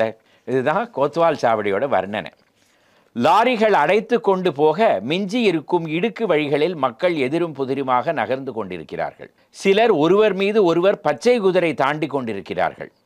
பின்பக்கம் வரும் கூட்டம் நம் மீது சாடுகிறது, முன்பக்கம் வரும் கூட்டம் நம் மீது மோதுகிறது. கூலிக்காரர்கள் தலைக்கு மேலே கூடையை தூக்கி கொண்டு வருகிறார்கள். கூலி சார், கூலி வேணுமா என்று ஒரு கூடைக்காரன் நம்மை விசாரிக்கிறான். ஆமாம்பா, என்னை தூக்கி கூடையிலே வைத்து கொண்டு போய் கொத்தவால் சாவடிக்குள் விட்டுவிடு என்கிறேன் நான். வாத்தியாரே, மெதுவா லெஃப்டில் ஒடிச்சுக்கோ. லாரிக்கு பின்னால் நிற்கும் கிளீனர் டிரைவருக்கு குரல் கொடுக்கிறார். அந்த லாரிக்கு பின்னால் மிதந்து கொண்டிருக்கும் கூட்டம் மேலும் பின்னுக்கு சாய்கிறது. ஏயா இப்படி மாடு மாதிரி வந்து மோதரே, ஒரு ஆசாமி கத்துகிறார். மோதுறது நிஜமாகவே ஒரு மாடுதாயா, திரும்பி பாரு. இன்னொருவர். மோதப்பட்டவர் திரும்பி பார்க்கிறார். கோயில் காளை ஒன்று சாவகாசமாக அசை போட்டுக்கொண்டு வாளை வீசியபடி நிற்கிறது. மக்களின் அவசரம், இட நெருக்கடி, எதையுமே லட்சியம் செய்யாமல். இதே போல் ஒரு ரொம்ப அழகாக ஒரு ஹாஸ்யமான ஒரு வர்ணனை. அதில் கடைசியில் இவர் வந்து வெளியில் வர டைமில் சொல்கிறார், அப்பா ஒரு மாதிரி வெளியே வந்து சேருகிறோம். புத்தம் புதிய உருளைக்கிழங்கு போல் உள்ளே செல்பவர்கள் அடிபட்டு நசுங்கிய தக்காளி மாதிரி வெளியே வருகிறோம் அப்படின்னு சாவியோட வர்ணனை இந்த கொத்தவால் சாவடி மார்க்கெட்டை பற்றி. இந்த கட்டுரையில் இன்னும் சில சுவாரஸ்யமான விஷயம்லாம் இருக்குது. அந்த கடைக்கு மாத வாடகை வந்து 6 ரூபா 50 பைசாலேருந்து 30 ரூபா வரையில். அப்போது 1950களில் ஒரு லாரியும் உள்ளே வரணும்னா ₹1 கட்டணம் செலுத்தணும். அதே போல் இந்த பாரம் தூக்குறவங்க, இந்த கூலிகள்லாம் உள்ளே வந்தாங்கன்னா அவங்க வந்து 4 பைசா கட்டணம் கட்டணும். இந்த பணம் எல்லாமே அந்த கோவிலுக்கு போகும். அந்த கோவில் அறக்கட்டளை, அந்த கன்னிகா பரமேஸ்வரி தேவஸ்தான அறக்கட்டளைக்கு போகும். இந்த கோத்வால் மார்க்கெட்டுக்குள்ளே சந்தெல்லாம் இருந்திருக்கு. அந்த சந்துக்கு பேரெல்லாம் இருந்திருக்கு. ஆனியன் பஜார், கோட் பஜார், இங்கிலீஷ் வெஜிடபிள் பஜார், இந்த மாதிரிலாம் பேர். அந்தந்த பகுதியில் அந்தந்த தெருக்கு என்ன பேர் இருக்கோ அந்த காய்கறி தான் அங்கே கிடைக்கும். இத்தனை ஊழலுக்கும் நடுவில் ஒரு ஆர்கனைசேஷனும் இருந்திருக்கு, ஒரு கட்டுப்பாடும் இருந்திருக்கு அப்படிங்கிறதுக்கு நமக்கு அதுலேருந்து தெரிய வருது. திரு சாவி அவர்கள் இந்த 1950களில் வந்து ஒரு கடைக்காரனை வந்து பேட்டி காண்கிறார். இந்த கட்டுரையில் கேட்குறார், இந்த இடத்த வந்து ஒரு சுற்றுச்சூழல் சுகாதாரம்லாம் ஒரு மாதிரி நிலநாட்டணும்னா என்ன பண்ணணும் அப்படின்னு கேட்குறாரு. அதுக்கு அந்த ஆள் என்ன சொல்கிறாருன்னா, முதல்ல இந்த இடத்துலேருந்து இந்த மார்க்கெட்டை மூடி வேறு இடத்துக்கு எடுத்துகிட்டு போகணும் அப்படிங்கிறார். எங்கே எடுத்துகிட்டு போகணும் அப்படின்னு சாவி கேட்குற போது அந்த கடைக்காரர் சொல்கிறார், ஜூ இருக்கிற இடத்துக்கு இந்த மார்க்கெட்டை இடம் பெயர்க்கணும் அப்படின்னு சொல்கிறார். அப்போ ஜூ எங்கே இருந்தது? சென்ட்ரல் ஸ்டேஷனுக்கு பின்னாடி இருந்தது. இப்போ தான் 1980களில் தான் ஜூ வண்டலூருக்கு போச்சு. அப்போவே ஆனால் ஜூவை வந்து சென்ட்ரல் ஸ்டேஷன்லேருந்து எடுத்து கிண்டி ராஜ்பவன் பக்கத்தில் கொண்டு போய் வைக்கணும்னு ஒரு ப்ரப்போசல் இருந்திருக்கு அப்படிங்கிறது நமக்கு தெரிய வருது. இந்த மார்க்கெட்டை இடம் மாற்றணும் அப்படின்னு இந்த கடைக்காரர் சொல்லியிருக்கார். ஆனால் 1975 வரையில் கோத்வால் சாவடி மார்க்கெட் தான் சென்னைக்கே மொத்த வியாபாரம், பழம் காய்கறிக்கு மொத்த வியாபார அங்காடியாக இருந்தது. 1975 வருடம் மெட்ராஸ் மெட்ரோபாலிட்டன் டெவலப்மெண்ட் அத்தாரிட்டி, இப்போ நம்ம அதை CMDA அப்படின்னு சொல்கிறோம், அவங்க ஒரு திட்டம் ஒன்று கொண்டு வந்தாங்க. அந்த திட்டம் என்னன்னு நீங்கள் பார்த்தீங்கன்னா, இந்த கோத்வால் சாவடி மார்க்கெட்டை மூடிவிட்டு இங்கே இருக்கிற இந்த அங்காடியை கொண்டு போய் கோயம்பேடு அப்படிங்கிற இடத்துக்கு மாற்றணும் அப்படின்னு சொன்னாங்க. ஆனால் எப்போவுமே இந்தியாவில் நீங்கள் பார்த்தீங்கன்னா திட்டம் ஒரு வருஷம் வரும், அதற்கு பிறகு அது நிறைவேறுற வருஷம் வந்து நீங்கள் பார்த்தீங்கன்னா ஒரு 10-20 வருஷம் கழிச்சு தான் அது நிறைவேறும். அதே போல் 1975 வருடம் கொண்டு வந்தப்பட்ட இந்த திட்டம் 1988 வருஷம்தான் வேலை ஆரம்பித்தது.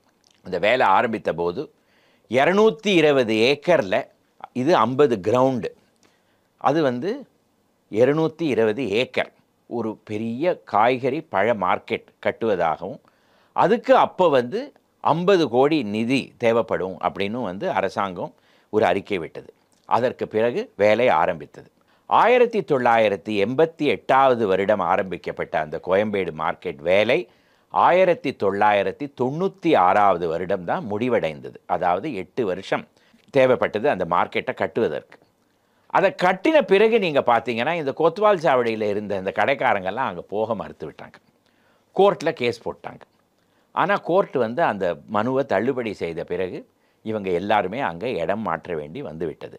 மொத்தம் 3000 கடைகள் உட்பட 220 ஏக்கரில் கட்டப்பட்ட ஏசியாவிலேயே மிகப்பெரிய காய்கறி பழ மார்க்கெட் அந்த கோயம்பேடு மார்க்கெட். அதற்கு பிறகு காய்கறி விற்பனை, பழ விற்பனை, மொத்த வியாபாரம் எல்லாமே வந்து கோயம்பேடுக்கு போய்விட்டது.